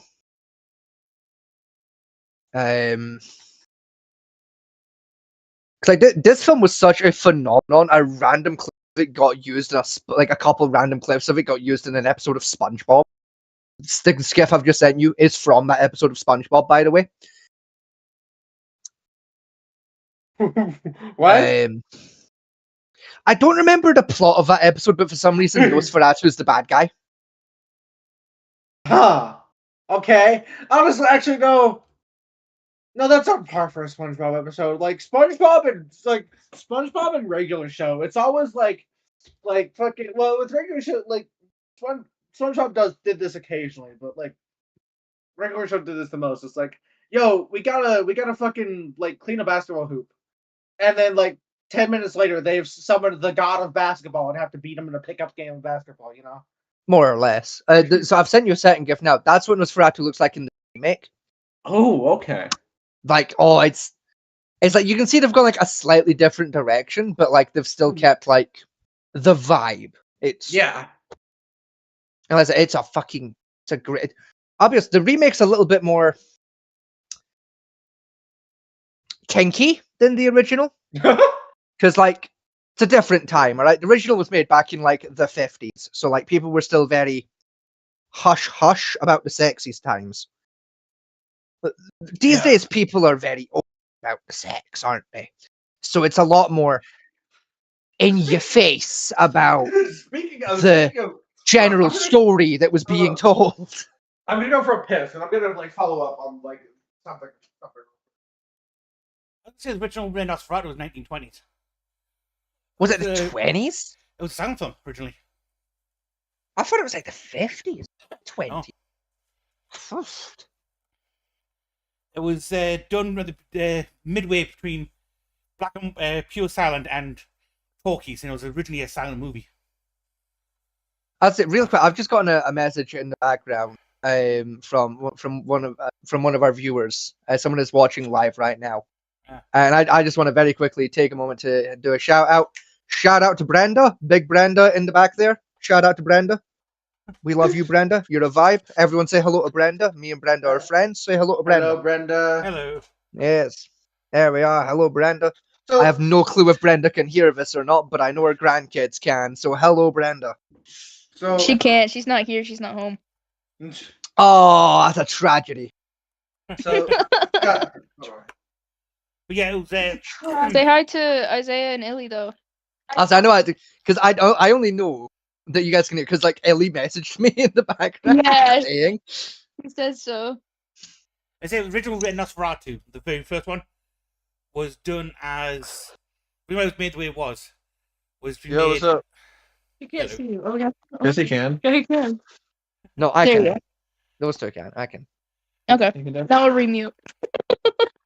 Yeah, the original Nosferatu was done in that way because the story the way they went it for was more of a creature of insatiable hunger idea. Yes. Where after the original Nosferatu, they went for more of the sort of hunger, but more of a lustful, romantic type. Dracula's looking for his wife, his family type thing was original. Why I kept introducing women particularly. Well, that was the thing. Is like the original book is both stories in the original book. Mm-hmm. Like the original book of Dracula he's both. It's what I love about both versions is they like why I like realize you should watch them together. Like because like they tell the complete story of like in the original book Dracula was like a creature of two habits. He had both insatiable hungers of he had technically all three really you could kind of sum them to. Because like he had his like the insatiable vampiric hunger for like blood and flesh and that. But he also like as you see in like the original Dracula movie had the unending like hunger to find like his lost wife. Like he that's what he yearned for, that's what he lived for. That was what kept him in his unlife. But then you like he also like the love that Dracula felt for his wife in the original story, in the original book, was not lustful. It was pure love. It was romantic and traditional and like what at the time love was supposed to be. And like it was his lustful hunger that kind of led the search, not the pure love. Because like half the plot of the original book was he knew he couldn't get his wife back because he knew deep down she was dead and gone forever. And like the constant searching and hunting of women and eventual consuming of those women, both sexually and like as a vampire, was just the pure animalistic lust, like basically controlling his actions and influencing his mind as like basically as a consequence of the madness that comes from being immortal. Like the original book tells a much more compelling story, and it's one of the reasons I fucking love the original book. But it's also why I really love like the Nosferatu remake, because it explains all three of these stories. Like it's no longer like the subtext of you have to watch two different movies and kind of piece it together. The film just fucking lays it out bare. Yeah. It's just like, listen, here's some gore, creepy bastard, titties. Job done, gentlemen. Right? You don't need a PhD for this one. You get the idea. All right. Titties and violence. What more do you want, boys? The Game of Thrones, and it's perfect. I love it. The only thing they missed out was a dragon. And they didn't need the dragon, because it's not Game of Thrones. Okay, It's so peak. you speaking of sex have reminded me of something, a thought that I Oh, had God. the other day. So, is like saying like you and your like partner are trying for a child. Is that like the socially acceptable like way of saying, yo, I've been taking fat loads in my fanny?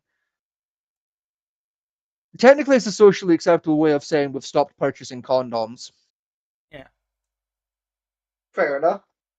It's- Or That's the- that's the more appropriate explanation of that one, Echo.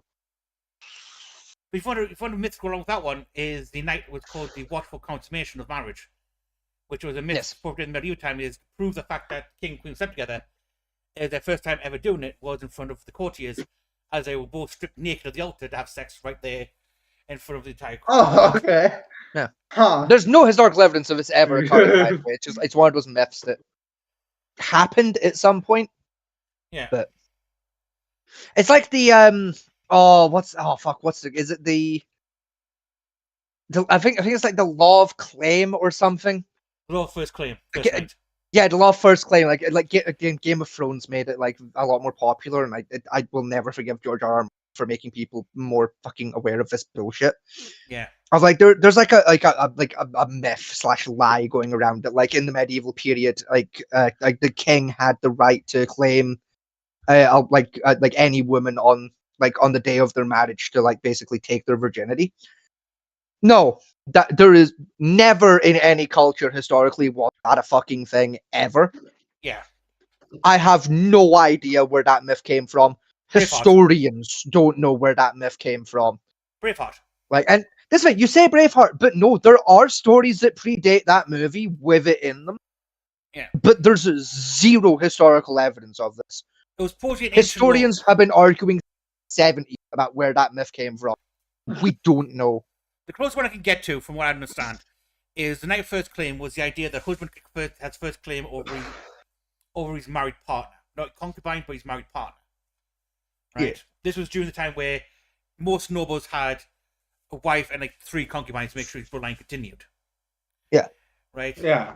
Now that came from a story myth of when a noble basically was kidnapping women who were married, saying, "Well, if they're married, they're good enough to be married. Therefore, you know, they should be good enough to breed with, and by getting on the married night, I guarantee it's still a virgin type thing, because only virgins get married back then."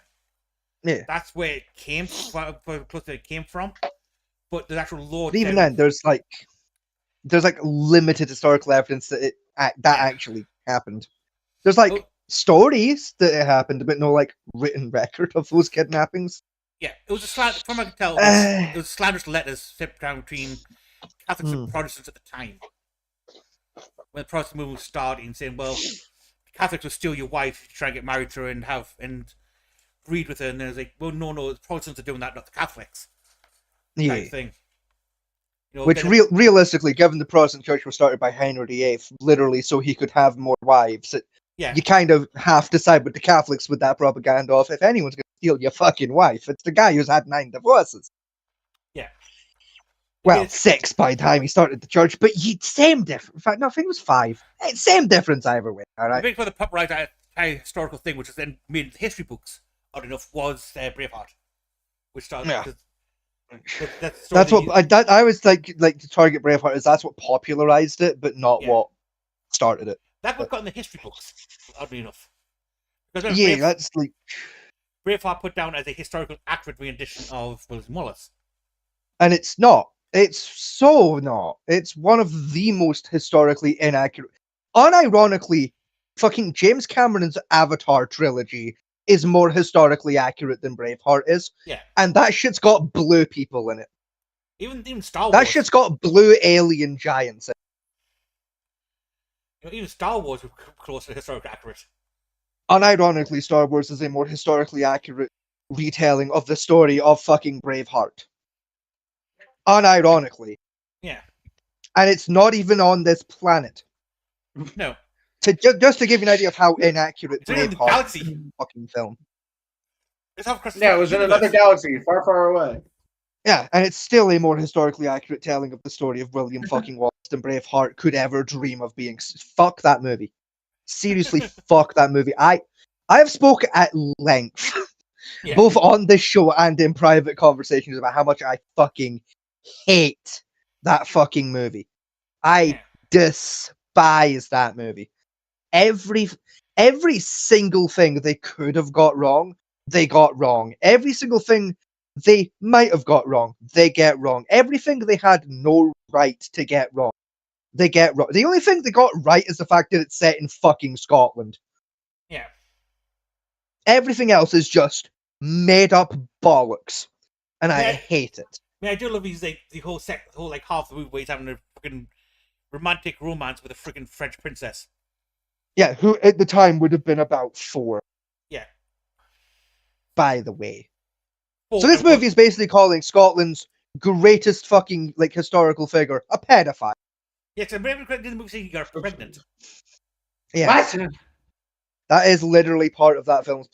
Yes. Now bear in Right, mind, bear in mind okay. the war that took place in the movie took place over 4 years. And Yep. he only was So only she with would have her been 8. and he's only with her for 2 years in the movie in the middle. So by Yep. the time he was executed, and she's sitting there rubbing her belly saying there's a piece of him left. Yep. That's the longest pregnancy in history. Yep. Like it was. Oh, I fucking hate that movie so much. Like, oh, get me. Don't let me get uppity. I have so many problems with that movie. I hate it. The kiddie fucking is so far down the list of problems. Yeah. Like you'd think it would be like number 1. No, it's like item 7 complaints about that movie. Like it's there's that much wrong with that movie. The kiddie fucker is number 17 on the list.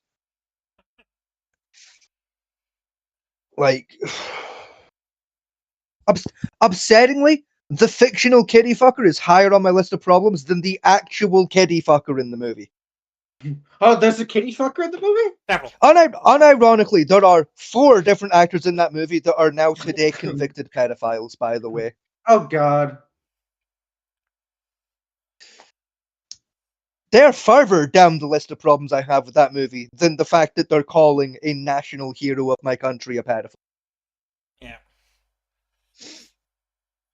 But they came the nut because that the woman was fully aged in the movie. It's like, yes, but historical figure was 6. She would have been 8 by the end of the movie. She was 4 when Yeah. she met Williams. And even then, there is no historical evidence that William said Princess actually met, No. other than the fact they were in the same country at the same time. And might have been in the same city, but maybe not, because we know William Wallace went to Paris, and she was the princess, so she might have been at court that day, or she much more likely was away being educated in one of our nobles' fucking castles, as was the custom at the time. Probably when he went to France when he was 20. When he was doing these mercenary things. Yeah, he would have been about 20, yeah. She wasn't even born then. No, she was. No, because the time of war with the British was when he was 30. Yeah, because that's the part of the movie that like it's like the one bit they get right is like William Wallace went back to Paris, to try and muster French support for his rebellion, it was like that time period where she would have been about 4-ish years old, because like the original War of Independence I think was just shy of 5 years, so she would have been about 8 by the time he died, like in real life. So she would have been about 3 or 4 when they met. Like if they met in real life, again, because William Wallace went to the French king, and like she was the daughter of the French king, but again, like with her age and the time period, probably not at court that day. No, Probably in a lower noble's castle, many miles away, being educated in how to do royal affairs, as was the thing at the time. Most common fact back then is the child didn't return to the main royal palace until they came of the age of their royal debut, which was at age 10. Usually, yes. Then they had their coming of age ceremony at age 13. Usually, yes. Again, there were a lot of historical exceptions to those general rules. Like there was some courtiers that debuted like as young as 7. There were some that didn't debut until they were like in their late teens, of like 15, 16, 17, when like they were closer to like marrying off age. Like, yeah, like it varies heavily throughout history and different cultures, like even in Europe, fucking fluctuates up and down all the way through. That's one thing I was Like pissed off it with. just kind of depends of who was king and like which child it was. That's one thing that gets me about American, particularly American history. Where they keep bashing on a lot of American medieval ones. Like, oh yeah, she got married at 13 and had her first child by her first winter of being married. It's like, no, most people engaged at age 13 were married Yeah. until they were 15. It was a case if And even then, the rule of like if they first bleed, that's when you start bleeding. Like, no, that didn't exist. it There were- didn't know. don't get me Like, wrong, there and was some, like, even in there were some sickos Sorry, that did do it in history, but they were Yeah. very ostracized for doing such things. they were, yeah, and like even then of like the like being married by 15, even that rule wasn't like a guarantee. No. Like again, like we have a lot of historical cases like from the like medieval Europe of like proposals happening when they're like 8, and the actual wedding not happening till like they were like 20. Yeah. You know, like When's usually beyond the age of 20, especially in royal marriages? But the average is Yeah. around 15, 16, because that's like your median average out. Like I said, it was all over the fucking valley. The pros have to do at least one tour of combat before you can get Yeah. married in noble society. So depending when he did that, depending when they got married. And Usually. even then, that wasn't a hard written law. It was just kind of a accepted custom. And even then, like a way a lot of nobles got around it was tournaments were half counted. So it's like if you've done, I think like the general rule was like if you've done like 5 tournaments, you're good. Yeah. This brings up to another interesting one around myths is like King Arthur mythos. Mm. That gets heavily like thrown about, shall we say? It does, to be fair. But then the reason it does because there's like even like historically, like there's that many different versions of the story. It's like you can really play with the tale because like we can't even get our facts straight about where the fucking sword came from. Did it come out of a stone or did some fucking damp bitch give it to him? Like, which was it? Right? Was it a water ghost or a rock? Right? It can't have been both. Right? Somebody needs to pick a team. That's the thing about it, though, was Excalibur itself, or Caliber, which is what the actual name is. Right? Was, in the first very general telling the story, is Merlin finds it, then brings Arthur to it, and it's in the stone. Right? Now, the reason it got the stone was it originally belonged to the Pendragon bloodline. Yes. Who were dragon tamers and dragon hunters. Yes. This is one thing that the lot of tells where their Pendragon, the Pendragon lead head of the house at the time when Arthur was born, hated mages. He didn't. He regularly had mages in his court here. He hated. He just hated dragons. He hated dragons. What he particularly hated were the magic who worshipped the old god. Yes. Which was, I believe, the water god at the time. Might have been. And druids. The problem with the love it is because they said against the druids, and the druids are so thoroughly wiped out. We don't have a lot of their history left. And that as well, to be fair, we also, like, from the information we do know, like, the druids varied very wildly for, like, who was with what god and why and when. Like, like, unironically, you want to see some fucking gang wars? Druidic history was full of fucking gang wars, right? That was the original Bloods and Crips right there. Yeah. You told right, motherfuckers were doing drive-bys on horses with fire staffs. It was nutty. I say, in the fantasy war against the elves versus the dwarves was based on Druidic history of the mountain druids who worship the mountain gods versus the forest gods. Or the plain gods. It was very... I think it was the plains originally. But I'm just imagining somebody like gangster leading their wizard staff. Basically, and ironically, that's basically how the Druidic went. It was unironically on horseback.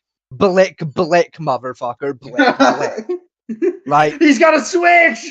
He's got a switch on his staff! He's got a switch. Like literally, alright? Motherfucker was turning off the safety on Fireball. Right? It was fucking nuts. Like I'm saying this like I was there or some shit, but like...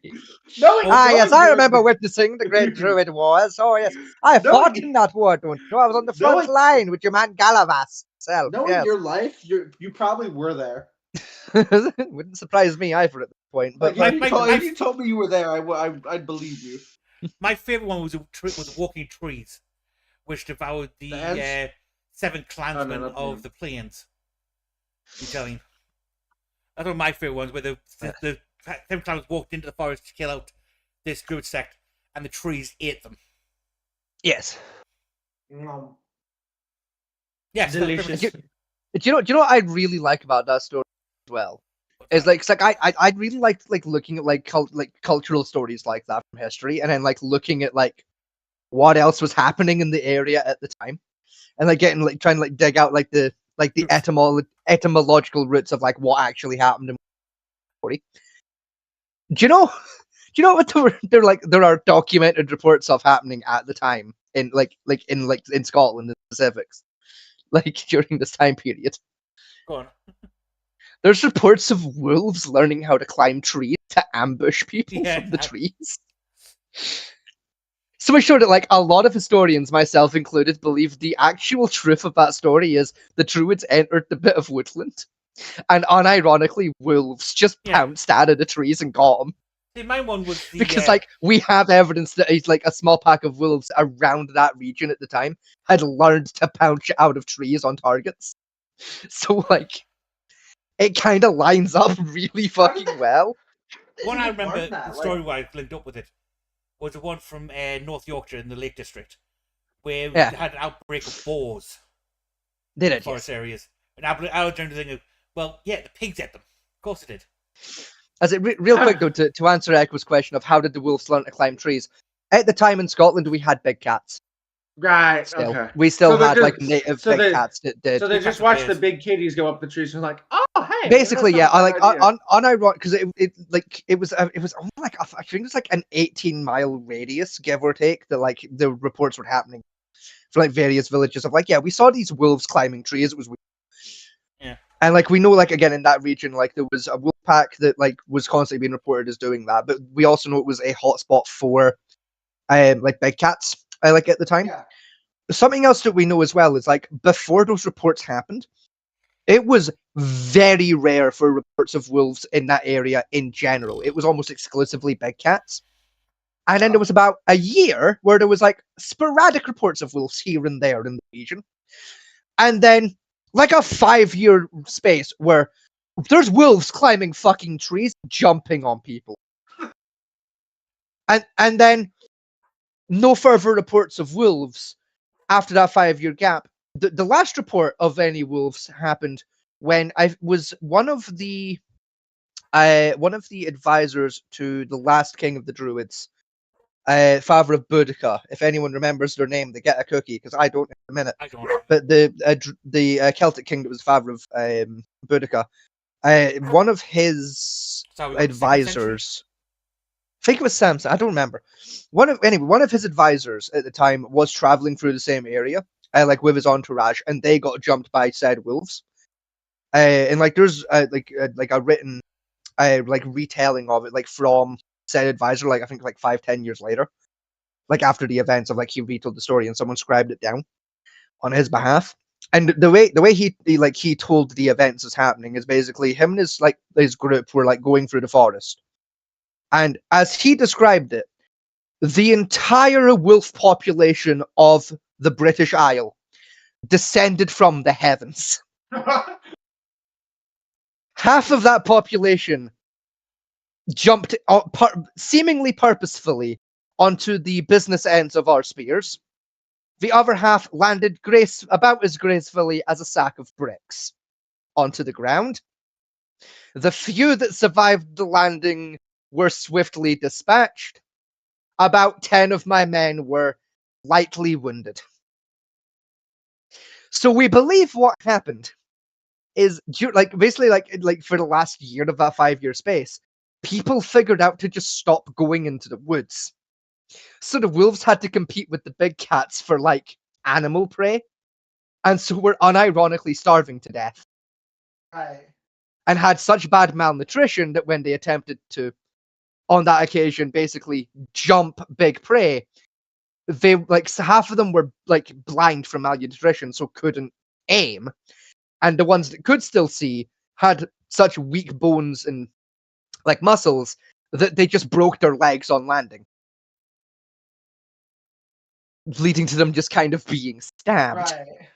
As to the men that got injured, like the original account doesn't like explain how the men were injured beyond wolves falling from the sky.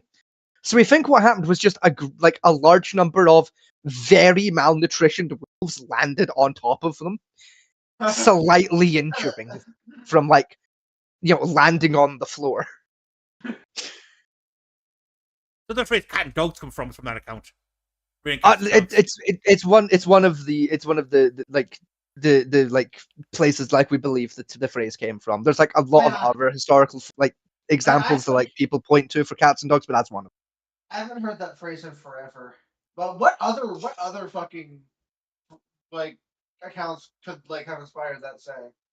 So there's one of the leading phrases for like where raining cats and dogs comes from. Unironically, a lot of people credit it to Shakespeare. Yeah. Because there's an unconfirmed rumor. I say unconfirmed. There's like some historical record of it, but like it's like hearsay records. Like people like retelling things like fucking 40 years later kind of stories. Right. The like Shakespeare was like doing what often Shakespeare did, getting drunk in a pub and talking shit. And like fuck, another playwright that Shakespeare didn't like entered the same bar. At which point Shakespeare allegedly stood up, slammed his mug onto the table, pointed at this man, and went, "Behold the man that turns a day around, for now the heavens have opened, and this bar is filled with cats and dogs." Huh. That's Okay. like a historical case. A lot of point of like that's where the phrase came from, and it got bastardized later to "it's raining cats and dogs" because people took it to a more literal place. There's no one involved in Shakespeare where he was doing the so-called lost work of Much Ado About Nothing. Yes. Part which was missing was the noble was up the top floor with his dogs and that watching the play, and Yes. stray cats on the roofs ran past, and the dogs jumped out to get the cats, knocked off and rained on the stage, and the stagehand at the time, who was portraying one of the characters, just shouted, "And behold, the heavens have opened up, the cats and dogs are now falling." Yes, that's another one some people point to, but again, there's an event like that would have been heavily reported at the time. Yeah. Because like, you gotta remember, when Shakespeare was cutting about, we had newspapers. Yeah. It's like there would be a written record from the day that and there isn't. So like, it's very unlikely that one occurred. Like that, like let's be fair, a bunch of cats and dogs falling on the stage in front of nobles would have been front page fucking news. But yeah, and a massive scandal. I mean, even if I echo, we'll go back to the Druids. Where do you think the most complete work of the Druid, like books and manuscripts, is currently at? And before you answer, no, the answer is not kitchen. I wish. What? I said before you answer, no, the answer is not kitchen. The wish. So wait, what was the question again, Fat Minty? Where is the most complete work on the Druid religion and practices in existence to this day? Like where's the books and manuscripts being held that like describe? I feel like for some reason my brain is telling me the Library of Alexandria, but I don't think that's that's I forget if that's either A, not real, or B, that burned down. It burned down. That burned down Right. 1,000 years before the Druids were wiped out. Yeah. That came down before the Tower of Babel did, mate. That's been gone for a while. Yeah. Is it perhaps in a British museum? Nope. Although I can understand why you'd think that, given everything fucking else is looking British. Yeah. The reason the pyramids are still in fucking Egypt is because they were too big to take home and put in the British Museum. That's what you fucking think. They tried. They removed And 7 we would have succeeded too if only the fucking ship captains weren't so fucking greedy. Yeah, Fucking 40 florins to move a brick. Oh, wait a fuck, you'll get 20 and like it. Yeah, there's several bricks in the museum that came from the Giza pyramids. Yeah, we do unironically have some of the bricks. I think they're on display in London right now. I've got no clue where that would be. Japan. Really? Yes. Why? Because of the Silk Road, unironic. Yeah. Right, okay. Because Druidism is very similar in practice to Shintoism. And during the access around the 2nd century, so the pre-1st century, a lot of Asians came across into Europe to study other religions as part of their religious training, and basically documented most of the Druid practices and took it back with them. And then the Romans then thought, the Druids have been nippy, so we're going to wipe them out. And proceeded to do so.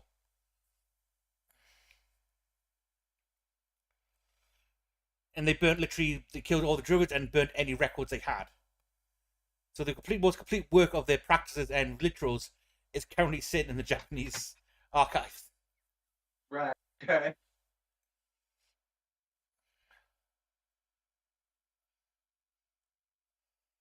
Now, the British Museum has requested that they hand over the manuscripts, and the Japanese said, no, we wrote them, fuck off. Which, you know what, valid, Loki. Yeah, that's fair. I know, like I say, I know. I heard a rumor about a year ago that there were talks between the Japanese and there's a museum in, I think, Munich. I think there's a museum in Munich that's dedicated to Druidic paganism. I heard a rumor that museum and the Japanese were in talks about, like, potentially being given a copy of the original manuscripts. Yes. I don't know what happened with that, though. I don't know if they're still communicating, if there was ever a deal made. I don't know, but I heard a rumor that there was negotiations being done. Last I heard, which was last year, it's still in talks, and what the museum wants is they want the copies as well for their own archives. But they're also wanting to borrow the originals. I'd heard that myself, and the Japanese basically said, you're not getting the originals, but we might do copies, like, depending on like certain factors. Because Japan also has not only their scholars' written accounts of the practices, but also two original grimoires written by the Druid people themselves. And that's the two that the Munich Museum is after. Saying that's part of our history. Which, like, Loki, I want my hands on it too. Like even if it's just for like an afternoon.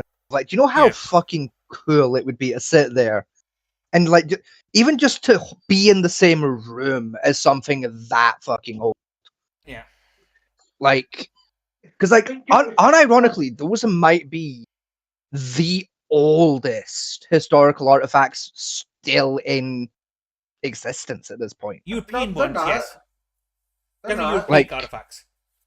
Yeah, like, yeah, like I was like Japan and China, but those cunts are cheating. Yeah, like, you know, like if you ask them, like, the human race has been around for fucking 32 billion years, and they conquered the planet Earth back in, like, the year 5. Yeah. All right, so if you ask me, they're cheating because, like, their calendar doesn't make fucking sense because the planet's not been around that long. But what do I know? If the age manuscript's true, right, is what they claim that the age of these are when they got their hands on them. Now, bear in mind, they got their hands on them in the first, around just before the 1st century. Right? Wait a minute about that, yeah. Year 0. These manuscripts date back to the beginning of the Iron Age. Yeah. So that puts them at least 2,000. 3,000 years old. Be about, yeah, but be about they're written on pigskin. No, pigskin, like deerskin parchment. It would have been deerskin, yeah. Like, I think the only, like, historical artifact left that, like, the public knows about that an argument could be made might be older would be the Spear of Destiny.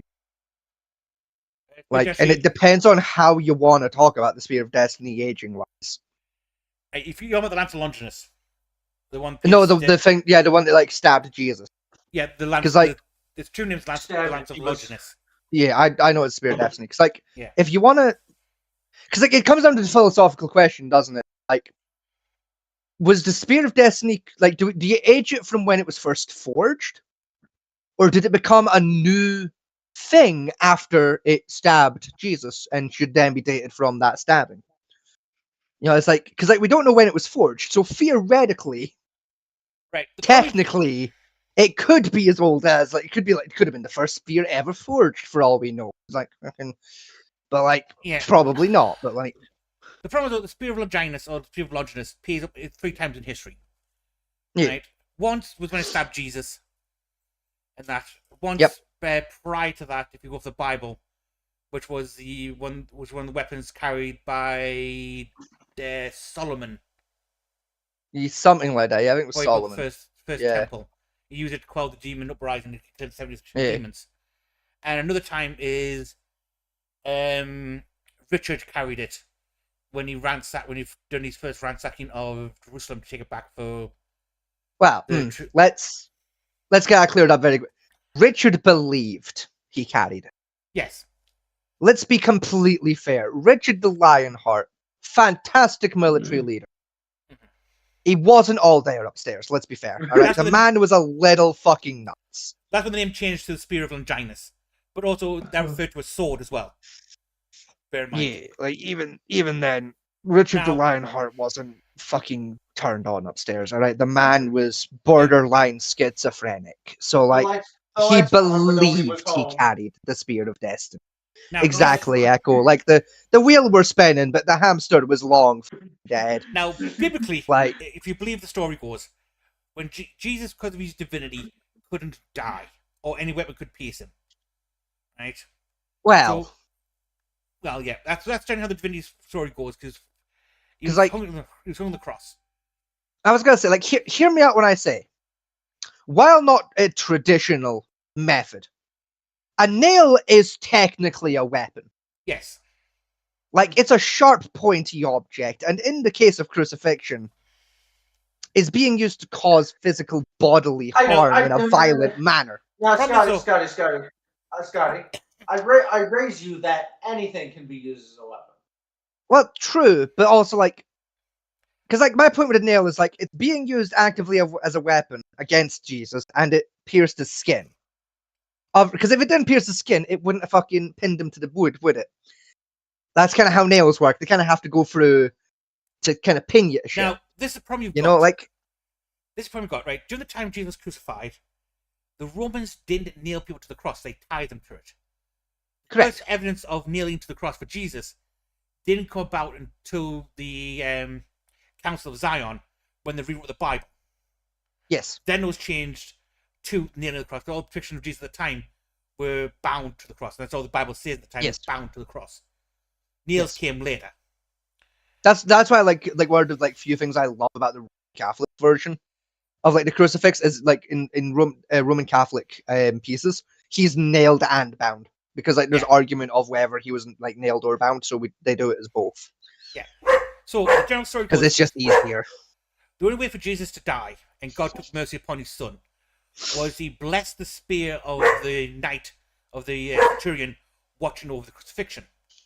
It was taken too long for him to die, so he blessed the spear, which allowed the spear to basically predation of the divinity, and allowed it to pierce Jesus' body and allow him to die. Yeah. That's one tale of the lance. You know, hear me out on that, actually, real quick. Right? See, if I was God, right? My son's been nailed or bound to a cross, right? He's suffering, right? I want to put him out of his misery, give him mercy, right? See, rather than just giving some guy a magic poking stick, right? And finagling my way into him stabbing my son with a magic poking stick. Do you know what I'd do instead? Strike him with lightning? No, I'd use my fucking god magic to just kill him. Like I'm God, I can do anything. I'd just kind of, Thanos snap and, oh, my son's dead. Like, surely that would have been a bit fucking easy, going through the rigmarole of blessing a stick. Well, this is where the problem comes into it. Is because God made humans, God also made humans immune to his powers in a straightforward manner. So you couldn't just snap your fingers and kill people. That's why you had to use methods such as the flood or the well, see, now that's the thing, though. Jesus wasn't strictly human. Jesus was demi-human. So he should have been half capable, like half affected. So, like, snap your fingers twice, job done. Yes. Because two halves is a whole, isn't it? That's why he weakened on the cross but didn't die. Exactly. It's like he's already weakened, right? He's already at half health, right? So my god magic only does half what it's meant to do. Right? He's at half health already. Two halves as a whole, fucking... Yes, but... Bada bing, bada bum, innit? Another problem you had is, if you go into the thing, is Jesus' word, because he's the Son of God and therefore God on earth, his word came law, in part of the divine divinity concept. And another... Very quickly, and another... Wait a minute. Let me finish my point. I've figured out another way to work around. No, let me finish my point. Let me finish my point. So because Jesus one of Jesus' statements he made. I believe it's Right. in the Book of Paul. I'm not gonna fact check you. I don't Right? particularly give a I shit. can't remember if it's in the Book of Paul or it's in the Book of Michael. Was We'll Jesus say it was Book of Paul for the sake of your conversation. Fuck because it. Jesus basically stated that he would die for no way for him to take the sins of mankind is to die on the cross by human hands. So because of Right. that, because he said that, God could no longer then intervene directly to kill him, or like Thanos. Right. So that's why God went around by matter of like blessing a weapon of a guy that happened to be there, who was going to test whether he's alive or dead by poking him in the side. I mean, like 2 points is like A, it's God. I feel like God can just override Jesus bullshit, like he literally outranked. You know. Thing number 2, right, is like the humans weren't immune to God's bullshit. They weren't immune to the God magic. Right? The Bible explicitly says so. Because if you'll remember, in the story of your man Moses, right, who split the Red Sea, right, Uh-huh. during the 7 plagues, right, God sent down the magic thing. He did the white murder spunk that came down and killed the firstborns. The of white Egypt. murder spunk. The first, Yeah. Michael. Yeah, no, it was like a mist white No, it was cloud of spunk, more or less, and it. no. It Like was I watched the Prince of Egypt movie, right? It swam around the place and it looked No. for the sheep blood and went, oh, they're safe, they're Jewish, and oh, there's an Egyptian, killed your baby. Oh, that one's Jewish, that one's Jewish, killed your baby. Like in the original telling of that story, right? It's the Archangel Michael tasked with killing the firstborn with his flaming sword. Yeah. right, so you're telling me that technically speaking, not only does Jesus outrank God because his magic affects humans, but God's doesn't. Yes. But the fucking angels outrank God because their magic also works on humans. God's doesn't. Yes. But God's all powerful. Yes. That's a logical continuity. Hear me when I say that's not how that works. That's a logical inconsistency of God. It comes down to another question that poses: can God ever create an object he can't lift? Because if he can, that means he's all powerful because he created an object that can't lift. And if he can't, that means again he's not all powerful because he can't create an object beyond his own capabilities.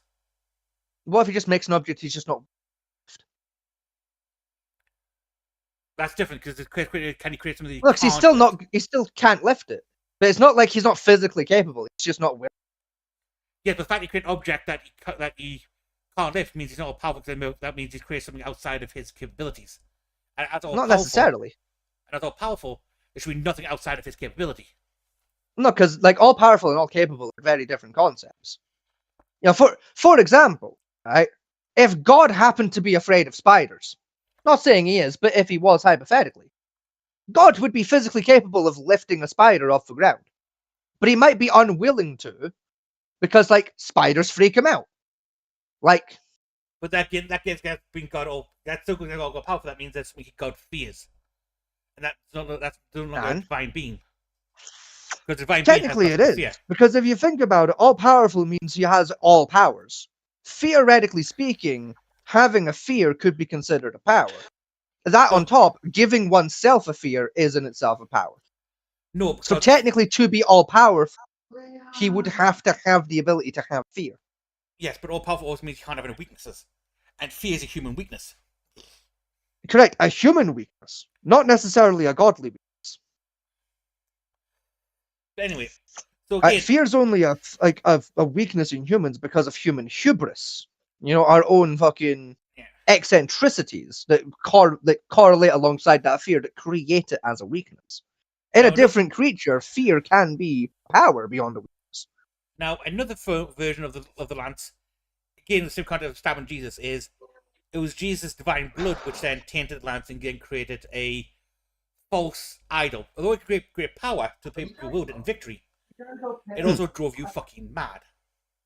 Well, to be fair, like, let's be fair. If I'm not even that much of a believer myself, right? But if I held a pokey stick that allegedly killed the Son of God, I'd probably go a wee bit fucking nutty, you know. We gotta remember, right? The last person technically owned and wielded it, right, was a very short man with a mustache. Yeah, it was Adolf Hitler. Like, yeah. You can be as fucking afraid of the algorithm you fucking want to be. I'm calling him who he fucking is. I ain't doing none of this fucking German leader bullshit, right? It's Adolf Hitler. You know, he's the last one technically to wield the spear in some of his speeches. He had it on, apparently had it on his had it on his person. Allegedly. Along with the buttons of Alexander, which were his cufflinks. Again, allegedly. That one we do know is like 90% true. We don't know how often he actually wore them. We just know he had. We also know he had the Spear of Destiny as well. Whether he wore or not, it's nothing that matters. Well, again, much like Richard Lionheart, we know he believed he had the Spear of Destiny. Well, the Catholic Church confirmed he had it because they took it back from after the war, out of his vault. Yeah. And he did take it from what's classified as the confirmed religious site where supposedly rested. And that, according to the Vatican. Which, hear me out when I say that was a stupid idea. Like, see, like if you've got like a secret hiding place that you hide shit, right? Mm-hmm. And then some guy figures out where it is and steals it, right? Why would you put it back in the same spot? Like some guy just proved that you can figure out where it was. It's not. Like you'd move it somewhere else, wouldn't you? Like it's on display in the Vatican City. That's even stupider. Now it's even easier to fucking like. You got to remember though, the Catholic Church and the Germans were in cahoots with each other at the time.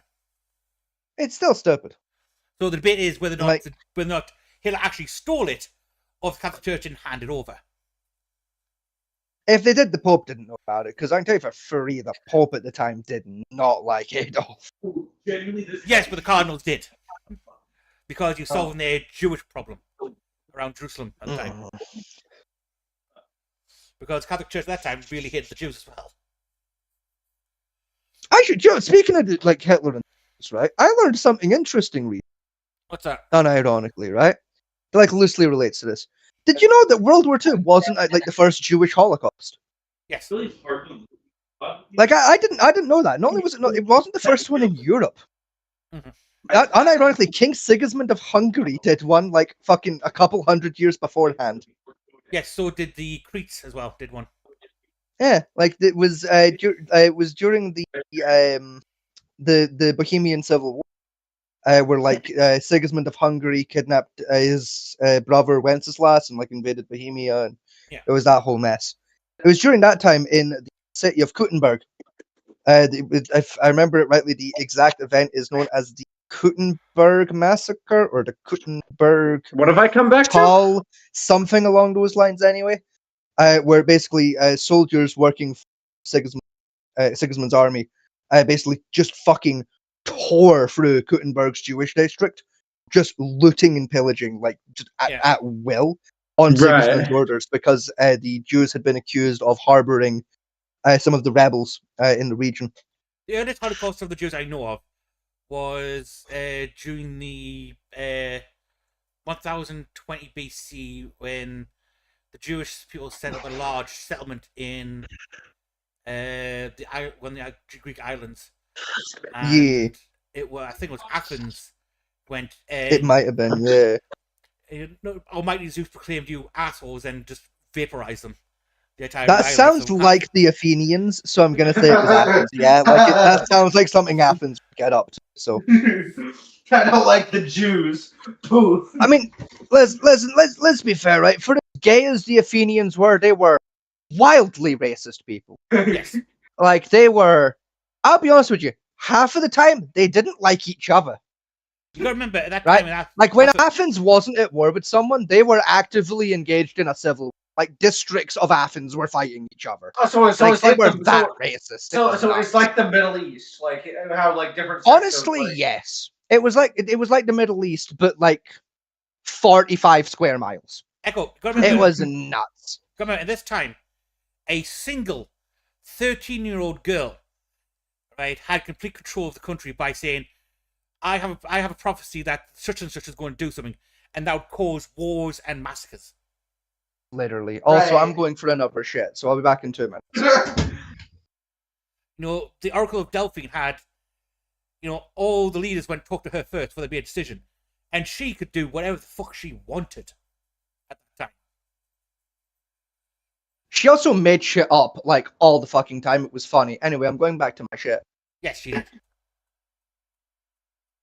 She started the first Spartan Athenian War. course, Because- yeah. Fucking women. Because she fancied a Minor Spartan. correction. Minor correction. She started the first 12 Athens Spartan Wars. Going Yeah. back to my shit. The very first one, though, started because a Spartan captain came up she fancied, and he basically rejected her. Then portrayed all Spartans as evil and started a war.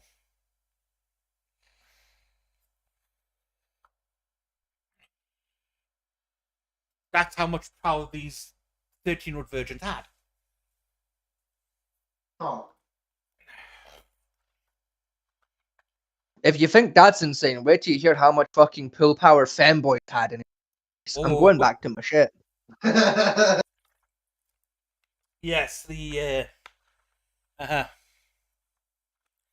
is a tale of tales, that one. He's on fire, right? Right. How much you know about Muslim mythology?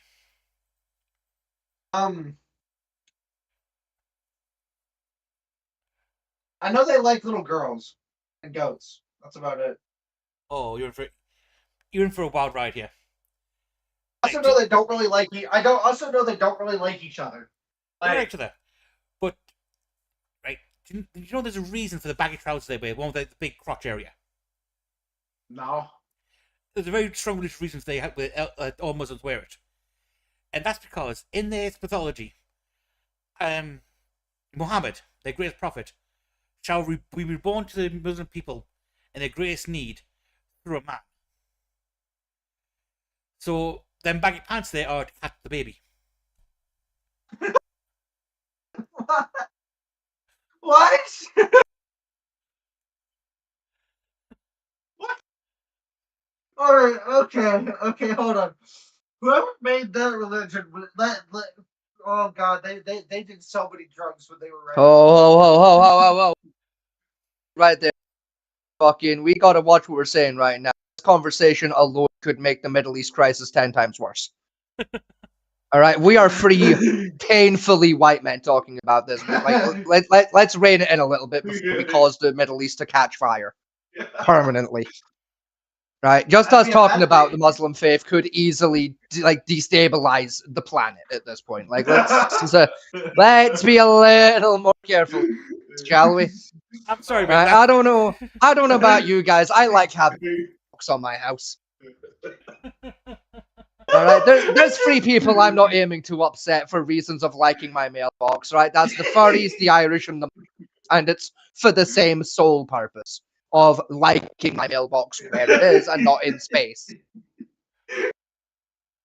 I'm returning to my shit. they were on something.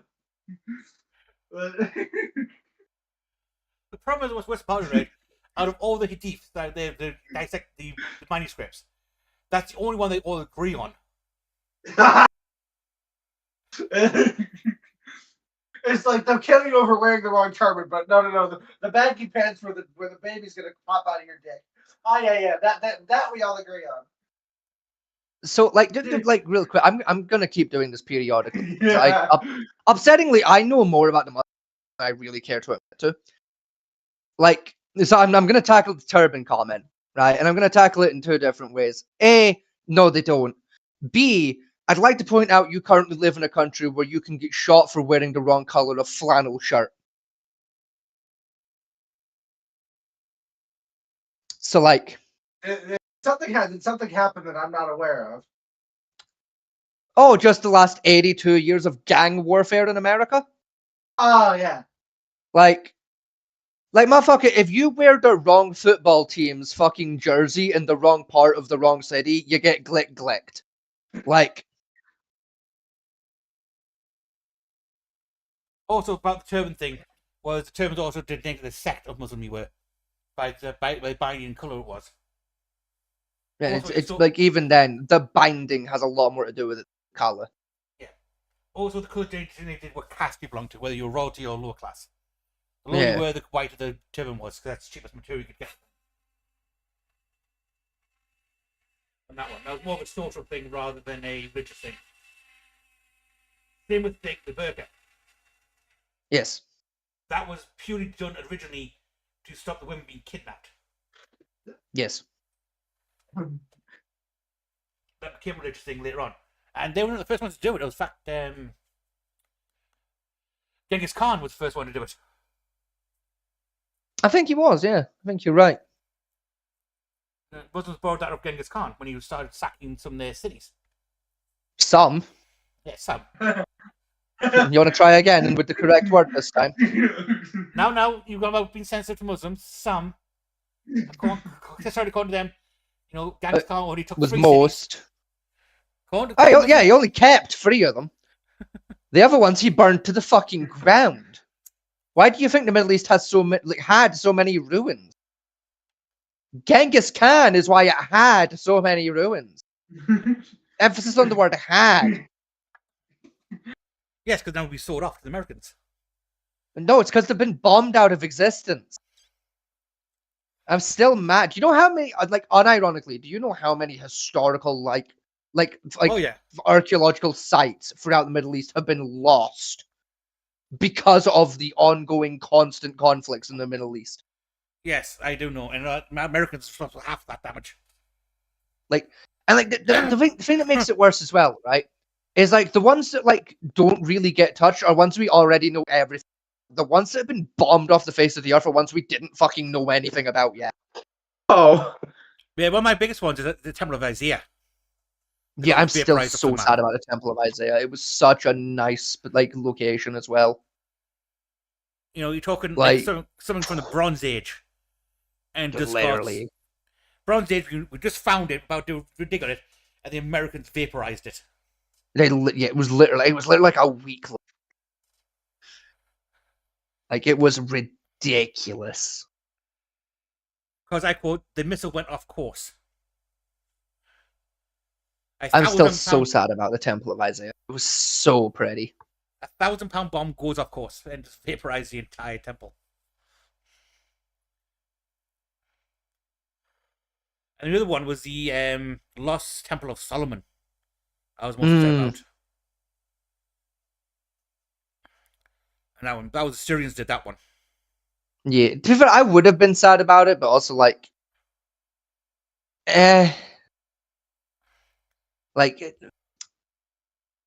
listen, I'll admit I'm biased. I'm not as sad when biblical places get bombed because it's listen, hear me out. It's probably not going to prove the Bible story. Let's be fair. Just because all I'm saying, right, is Harry Potter was set in London, and London's a real city. That doesn't prove there's wizards. Yeah. It's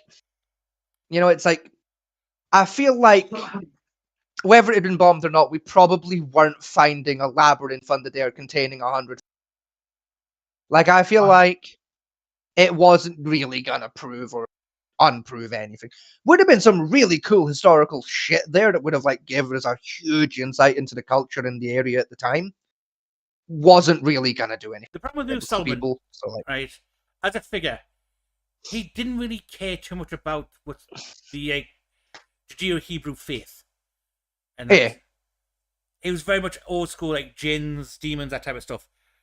Yes. On his actual documented religious practices from the books we found. And that's most of the thing is, I want to know the transition point between him being basically Satan in control of all the demons to suddenly God's favorite child. Well, to be fair, it's like most of the different Bible stories. There's a lot of stories on the same line for there being an evil, dreadful sinner that comes into oftentimes poor luck, usually at the hands of God himself, and it causes them to change their path. Yeah. It's like with the story of King Solomon. Was more or less Satan in control of the demons. Then the demons kind of had a hissy fit, turned on him. He had to fight them off the stick. Obviously I'm simplifying things a little bit there, but more or less that was the gist. Yeah. Also, I'll be 2 seconds. What makes me think for him is the illusionary city, or as a lot of people wrongly call it, the Atlantis of the desert. Yes. And that. We know it's a real city because there's a lot of, compared to Atlantis documentation, there's actually documentation written about it at the time the fucking thing existed, not Yes. 400 years later.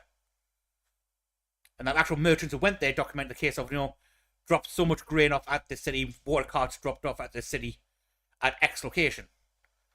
And then the desert swallowed it Probably, but the problem is what gets me is a lot randomly. a lot of people assume that it was in the Sahara. That was Yes. where it was at. But From the Sahara at the time would have been like rainforest still. yeah, it was rainforest at the time. The closest desert big enough for that kind of thing would have been the Dubaian desert by the Red Sea, Probably, yeah. I believe. Yeah, that sounds about right, yeah. They think the one with Nazi gold, the hidden bunker in the Sahara full of like, all the gold from Europe. That people Oh, still fucking, search. that one's horse shit. We would have found it. People still search for it every year. Yeah, exactly. We would have fucking found it. Right, it's horse shit. That. Yeah, especially the same as the moon bunker that Hitler built. Yeah. Again, we would have noticed by now. Yeah, okay, that's a good one. I tell you the one conspiracy theory, like when it comes to like the Nazi gold, that I do genuinely believe to be true, Which one? because like it just makes too much sense, like in my head, right? Unironically, I think the Nazis were hiding their shit in the Swiss Alps. Be honest, do you know what I think the so-called Nazi gold is? Right? In Swiss banks. I don't think it is the Swiss banks. Here's my genuine theory on like all the the stolen Nazi gold, right? I genuinely think what happened is because all I'm saying, right? Pre-World War II, Switzerland's on our fucking side. Mm-hmm. The second the fighting starts and a bunch of Jewish shit goes missing, oh, we're neutral, we can't get involved. Coincidence? I think not, sir. Okay, here's my The theory. problem is that Right? we do know, right, that the German banks of the World War Machine were in Switzerland. Correct. But still, here's what I think happened. Right? I think Hitler and the Swiss royal family cut a deal. Right? I think basically the Swiss royal family sold Hitler one of their castles, right? And he just put it there.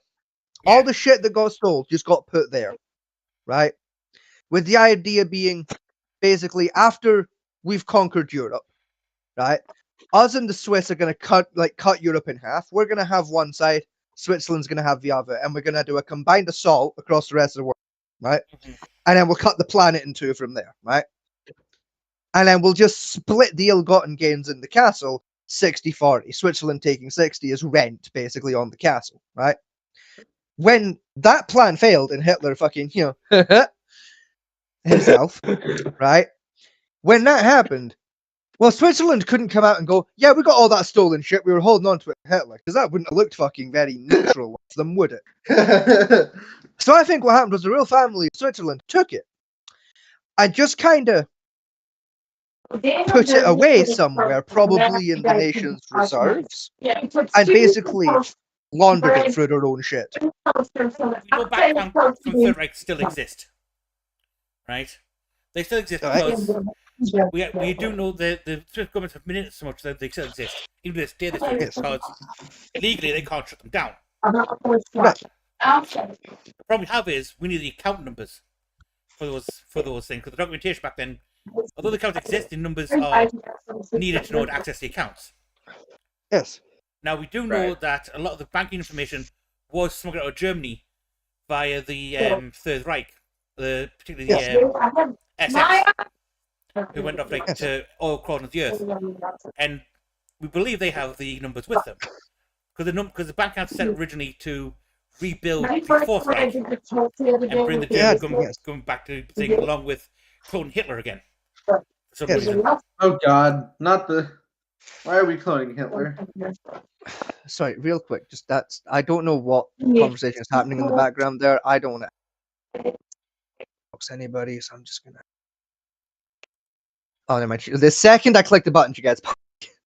Well, you see that Ash? Hello. Do you see that Ash? He server muted you. Oh yeah, because I didn't know what conversation was happening in the background. I didn't want her to like accidentally dox somebody. Like, Yeah, I forgot that I was unmuted. My bad. you're good. You're good. Dumbass. Like, Following Hitler, I'm sorry. you're the good. Germans believed that they captured a copy of Hitler's soul in a Mesopotamian artifact, which was smuggled out of Germany as well. So they could clone his body Which and I put his soul doubt it. back in. You're right. Yeah, something tells me someone was just on. But like, you know, it was the Nazis someone after was all. They on did a a lot lot of of drugs. meth. Yeah, someone was on a lot of meth. You know, like someone was trying to beat that one fucking that one Finnish soldier for the Oh, yeah. methamphetamine record and came up with some unique ideas along the way. Yeah. I You know, mean, fucking. All right, lads. Here's the plan, right? In German, right? What we're gonna do in German, right, is we're gonna go to Mesopotamia in German, right? We're gonna take this thing, right? It's called the Frongler in German, right? We're gonna Frongel Hitler in German, right? And it's gonna trap his German soul in German, right? What we're then gonna do is we're gonna smuggle it into Russia in German, right? And we're gonna clone him in German, right? That's my theory, right? That's what I think happened. I mean, he did steal a lot of cold shit across Europe and that. Yeah, we have this ancient artifact called the Nine Schnitzel Twister. Oh no, he went after one of the film one I know he went after, which pissed him off. It's funny because the Americans documented this one. He went to China to find the ancient Chinese superweapon capable of devastating entire armies in a single move. Right? Hitler actually found it. You know what it was? A gun. Yes. Yeah, unironically, it was literally just a. It was a very. empty sword. It was a very early version of a flintlock and gunpowder, and the recipe for gunpowder. Right. That was it. That's a historical weapon I'd love to like play with one day. It's like a historical rock. I know they have a small chance of taking your hand off, but fuck, do I want to fire one just once? Let me put a lead ball through something just one time, please, please, Jesus, let me put a lead ball through something. I'm desperate. Like I'm begging for the opportunity. Like Now- someone give me a flintlock and let me just put a fucking 50 caliber ball through a wall, dude. I own a flintlock for home I do know a defense. guy who has some and has license for people to fire them. Fuck it, phone him right now. Herb, I know what we're gonna do this week. Yeah, I don't have £1,000 insurance. Fuck the insurance. It's not like I'm gonna shoot you, or myself, or him, right? Unlike some idiots, I know what end of a pistol does what. It's problem is his actual historical pieces he still uses to get around some of the law shit. So the formality is a big thing with these things. But anyway, you don't need moving on- insurance. It's fine. moving on to some modern mythos, right? I just think So- it's like overruled. I do love this one that came around. Is the supernatural myth, You all watch Steven Universe, I gotta show you. Right. right? This involves the TV show Supernatural. Oh, Right. God. Oh, is this the conspiracy theory, the supernatural documentary? Partly. What? Partly. This is Hold general- on, hold on. What are people smoking? See, well, I will cause, like this is the thing is like people are like half right, and Yeah, it's they are. upsetting that they are half right in the first place.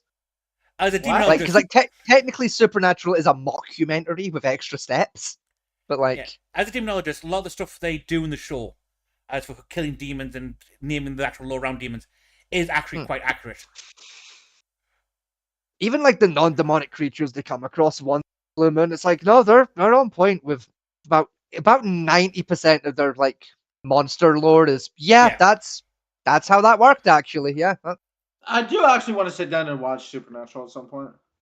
Started by honestly, season, look, like I've never seen it, but it's from the clips I've seen are fucking class. Like it's maybe a great show. Yeah. stop about season 9 with Supernatural. Honestly, yeah, it gets a bit repetitive, like from what I've heard. Like, Pretty much like once you get deep into like the Yeah, about later after, seasons. after But, season 9 is pretty much all angel and god shit. yeah, like it gets a bit biblical. eventually, which, Right, like, to be yeah. fair, was kind of the subplot for Yeah. like the first 9 seasons anyway. But it's Yeah. Castile turns up and it's just kind of God did this, God did that, woohoo for the rest of the show. Which, hey, listen, there's nothing wrong with that. It's just I'd like to go back to hunting vampires. You know, I'm like fairly it certain at was a one bit more point fun back. I'm fairly certain at some point they killed Zeus Yeah, I think so. I think that's an episode. because Yeah. because they find the dude that was like that gave the humans fire got chained on a mountain to die over and Yeah, over again, and then Prometheus. yeah, and then he was brought down from the mountain because some explorers found him, and then he just kept dying over and over, and he kept Yeah. coming back to life. They thought he was a zombie, and it's like, Yeah, he's actually Yeah. Prometheus, and yeah. Actually, Lucifer when Lucifer gets on the cage, kills Zeus. Yeah, it's still like the Winchesters were there. It's their Yeah. fault. Like that's Basic- unironically, that's the plot of the show. Unironically, Yeah. like Dean and Sam were there, therefore it was their fault. That's the plot. That's the show. Yeah. Even Right? Death gets It's annoyed. Scooby Doo, only they didn't do anything. They're just being blamed for it. To be honest, towards the end of it, Death gets sick of their asses. No, literally, because like doesn't Death end up in like basically in debt to them for like half of the show? Of like Death just owes both of them like 9 favors because like they like unfucked something for him. And like, by like favor 5, he's just sick of their shit. I mean, Dean regularly throughout the season calls Death up, pretty much like calls him through him, like, and sit down and have a conversation because Death apparently likes Chicago pizza. And that. He likes what kind of pizza? Chicago Town deep dish pizza. Huh. Oh god, I've just lost all respect for the Grim Reaper. And parfait. It's like the one thing I don't respect about you, Fat Man. Like whenever you order pizza, you order it deep dish, and I fucking hate it. Like I hate that you're a pizza pie motherfucker. It's the one thing I don't like about you. Is like you order like the deep dish pizzas, and I despise deep dish pizza because it's not a fucking pizza. It's bread pretending to be pizza. I don't mind deep dish. You're a heathen, and you should be fucking shot against a wall and fucking tried for cowardice. I'm sorry, right? I like to have pizza where I have actually have the bread and not a frisbee that I can use to It should be right. Proper pizza should be so fucking skinny you can sharpen it and slice your mouth open. Yes, Right? I've seen it. If you're not risking eating razor blade, right, then it's not fucking pizza. It is bread pretending to be pizza. Anyway, the reason Oh, calm down there, pizza Nazi. Right? Half the joy of eating pizza is the fact that there's an elevation change when you get to the crust, and that's why the crust is the best bit. That's why stuffed crust is the superior form of pizza. Oh, stuffed crust is fucking amazing. Anyway, back to my point. The general mythos around Supernatural and the way the whole thing goes around is the creator of the show is actually a Satanist. And he created the show and put so much original lore into it, unlike other ones, was to spread the word and ability of satanic magic and demon knowledge to a wide audience to allow the youth to start practicing demonology and know about the ancient lore of vampires, witches, and magic, where the Catholic Church tries to suppress.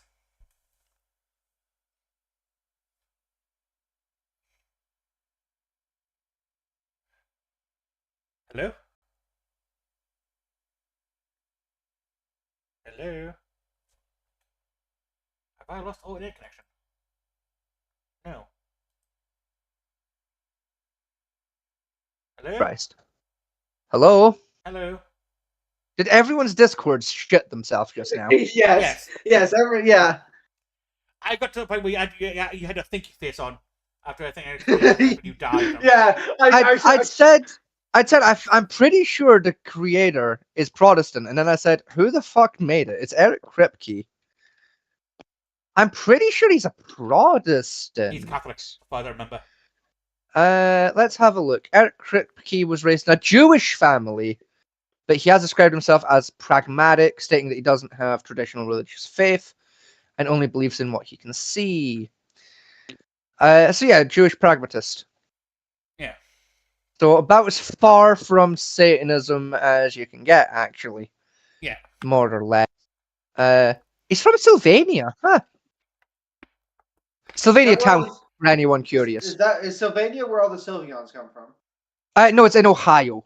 It's a place in Ohio, Sylvania Township. It's a lovely place, actually, part unironically. of It's a it- lovely the- part of Ohio.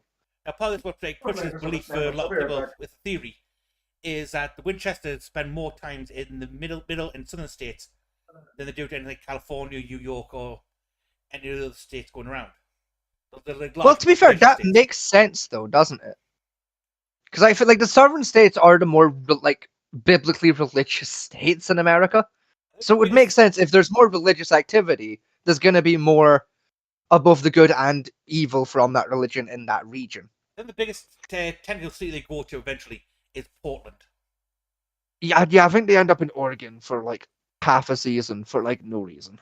Yeah, the rest of the time it's like down like in Alabama, Wisconsin, like the middle states where.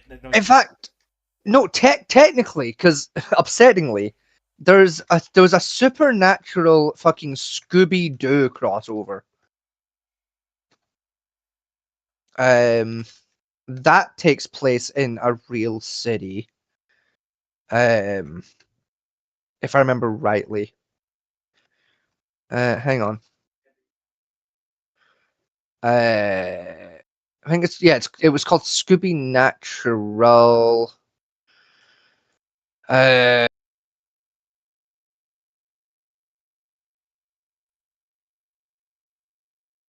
Into animated 2D house. Oh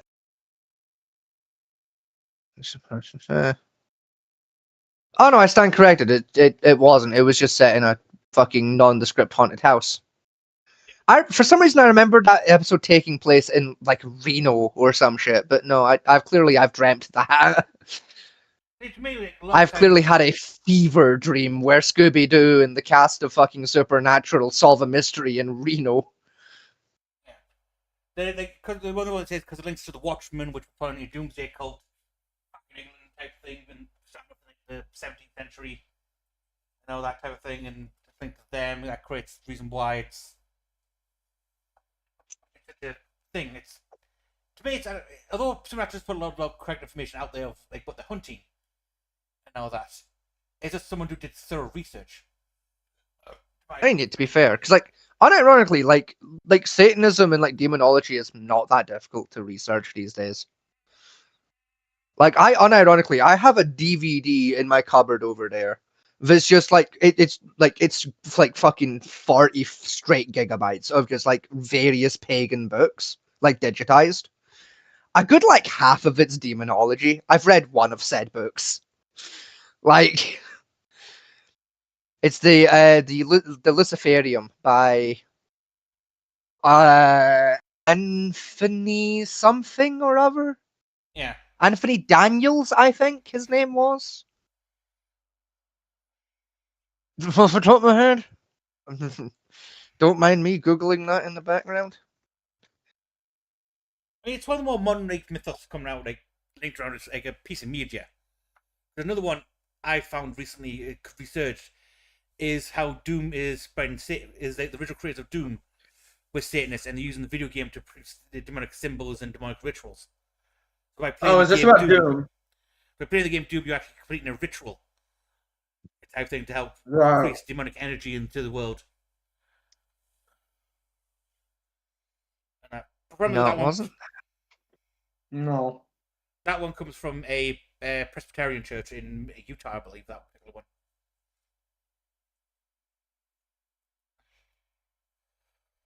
So I'm a bit sketchy on the details on that one because I saw it, laughed, and moved on.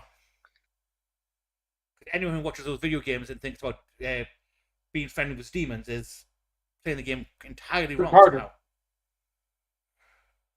No, they're just retarded. I don't know if any route you could take in that game to side with the demons. You can. And I've played most of the games literally. It is a very linear game. You kill demons, that's it. You kill demons, you kill you kill more demons, you kill bigger demons. Yeah. And you kill the biggest demon.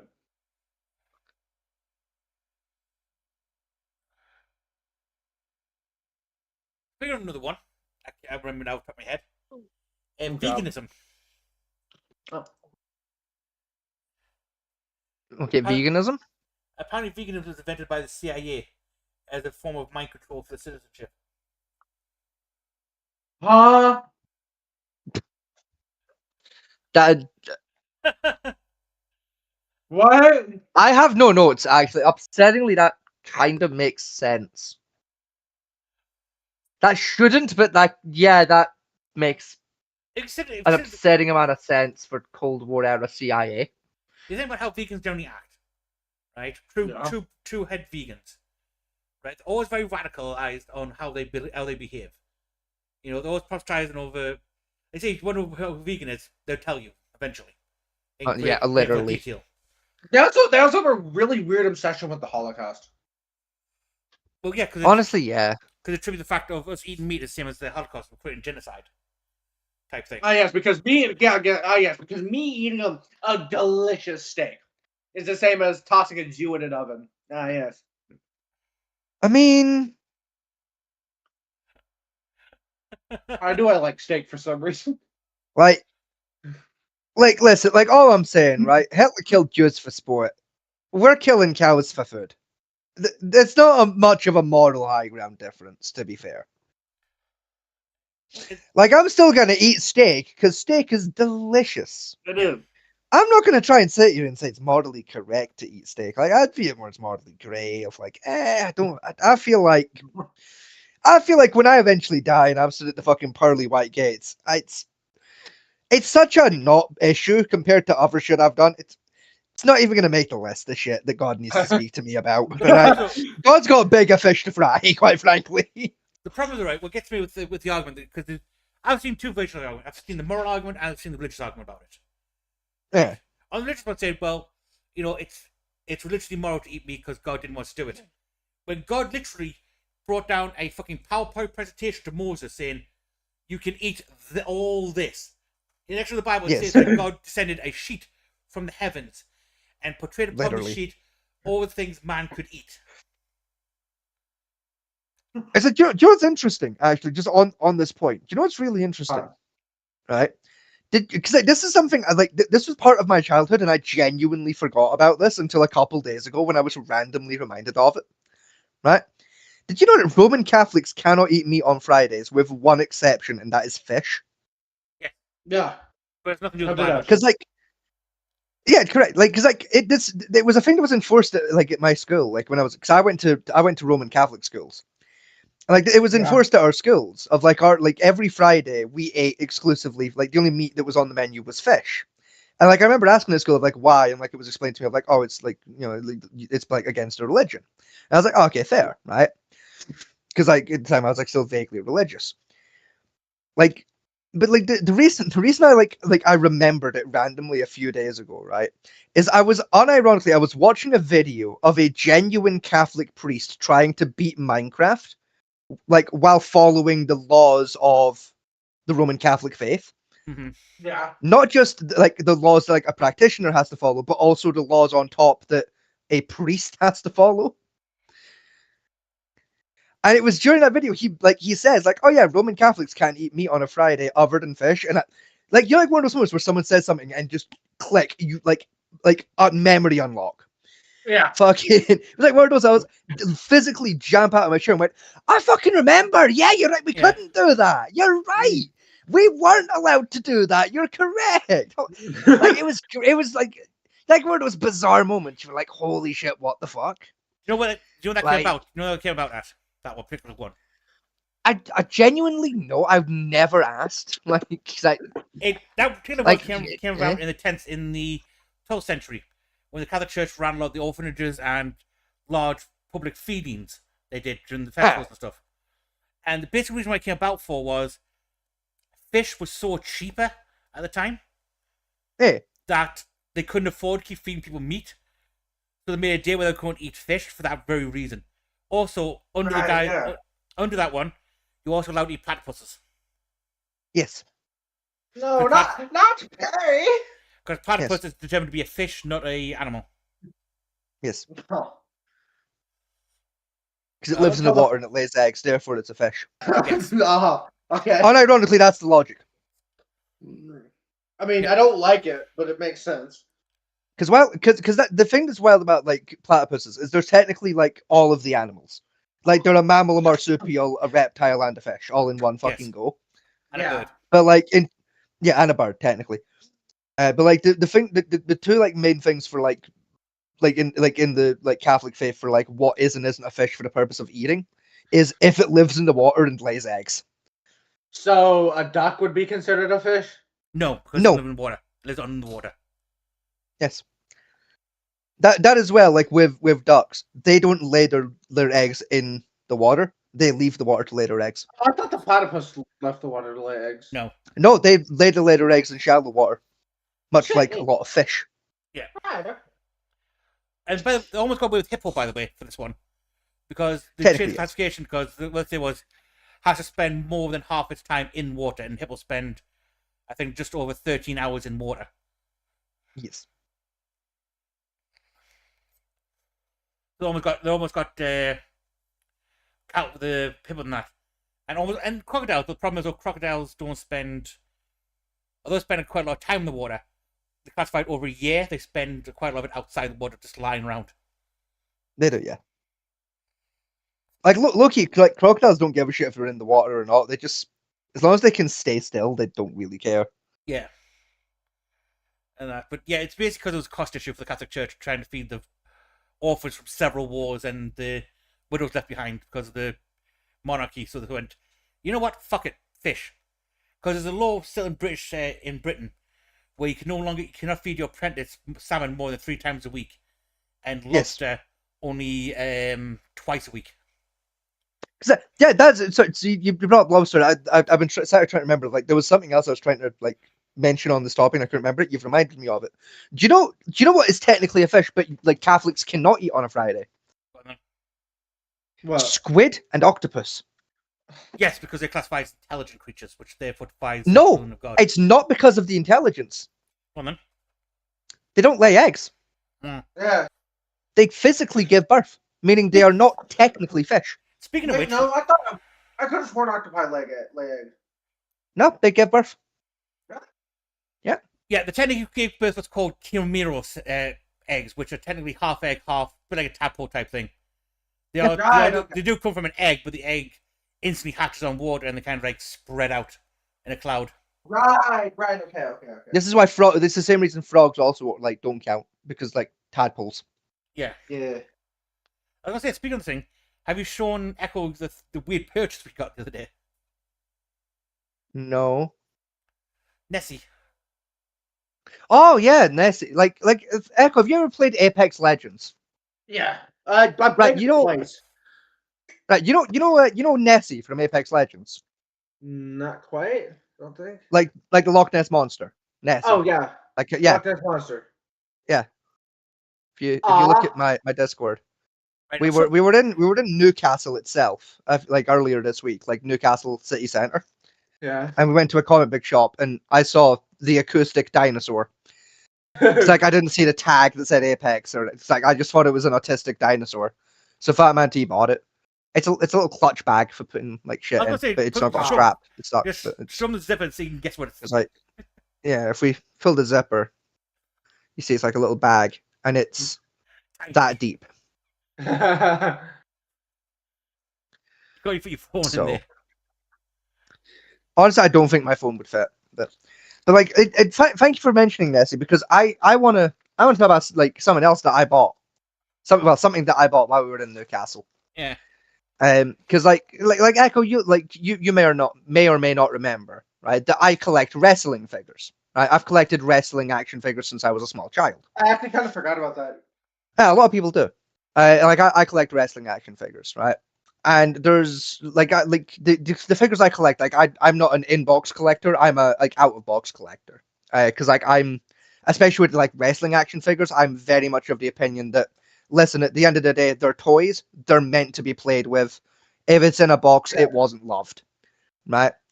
And like for me, that kind of takes away some of the value of the toy, because the toy was never appreciated as what it is, which is a toy. Yeah. So like I've always collected out of box, like with my wrestling action figures. But there's I collect the action figures for wrestling a little differently to a lot of people.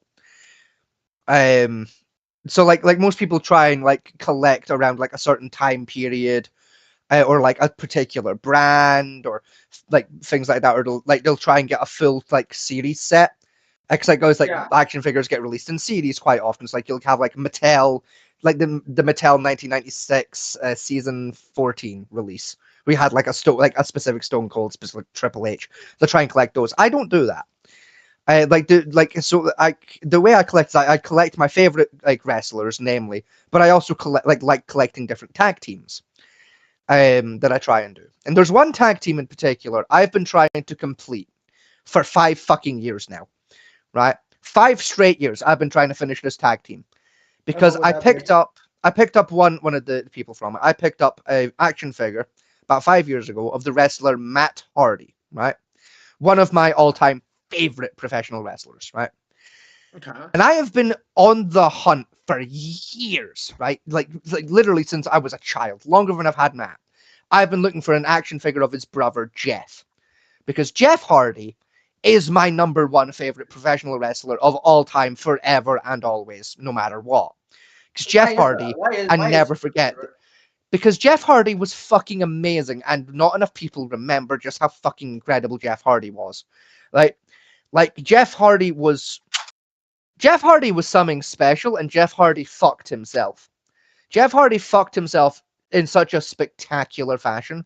It is one of the saddest downfalls in human history, not just wrestling. What happened? He did a stumble Jeff Hardy, well, no, it wasn't that. Well, that's partially to blame. With Jeff Hardy fell like victim to like what I like to call the celebrity phenomenon.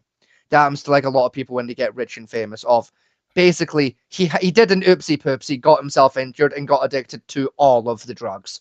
Right. Okay. Like so much so that very famously during a pay-per-view for TNA, he turned up high as a fucking kite to that pay-per-view, and proceeded to get legitimately pinned in the ring by Sting in 3 single seconds. Unironically, Sting had him rolled up before the start bell had rung, because Sting looked at him and went, "No, that's not happening, friend. I'm not putting my safety in your fucking hands." So I've been on the hunt for that. So we were in Newcastle. We went into this comic book store. I saw they had wrestling figures. I was looking for Jeff. Didn't find Jeff. Right? Was unable to locate a Jeff. I picked up 2 different action figures though. The first ever 2 professional wrestling action figures I've ever bought. They're in their box, by the way. Right? Oh. So fucking that's something for me. One of them I bought because I hate myself and decided to start a second tag team for me to obsess over for the next 2 decades about trying to find the fucking second person for. And the other one I bought because I was fucking personally insulted by the price they were selling it for. Yeah. Right.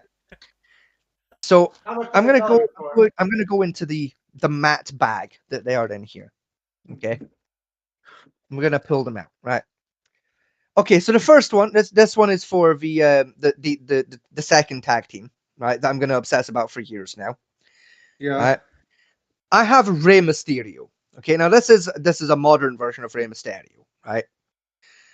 So this means I have 2 options, right? Basically, I could pick up an action figure of his son, Dominic Mysterio, and go for an early 2020s vibe with that tag team. Or the one I'm more likely to try and do is I want to try and track down an Eddie Guerrero and a Chavo Guerrero, and have that as my little collection of that. Have the full Guerrero family together. I might pick up a Vicky as well, just be nice and have the original Guerreros together again.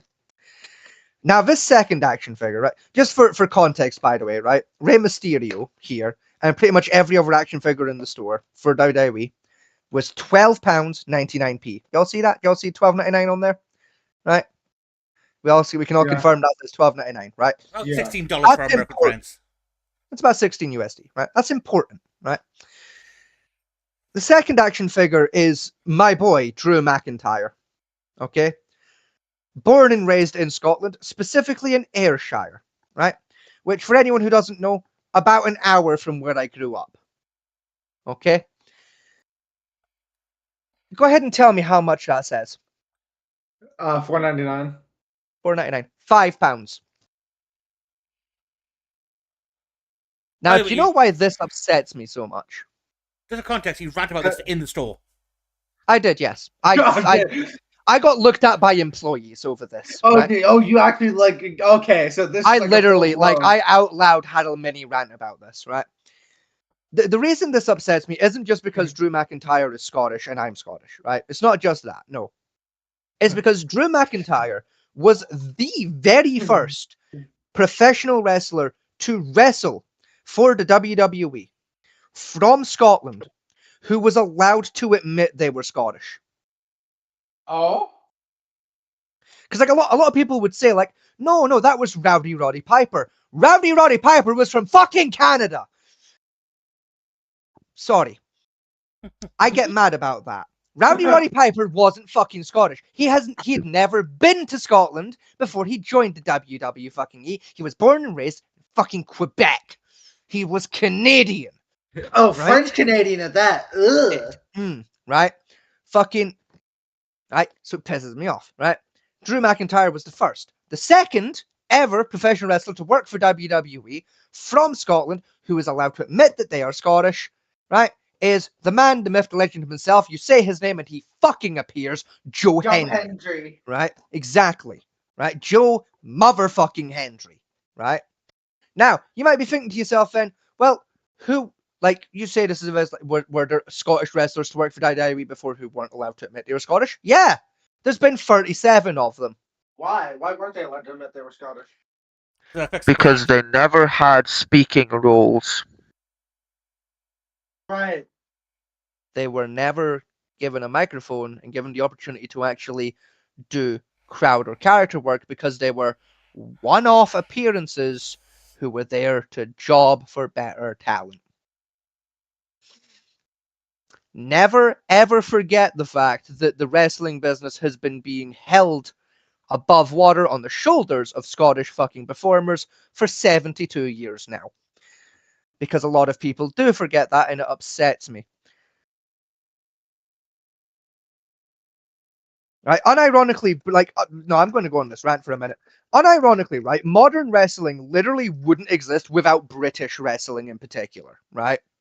British wrestling is the reason, like, wrestling works the way it does today, right? You can look at that historically for evidence and in the modern, like, program for evidence of this, right?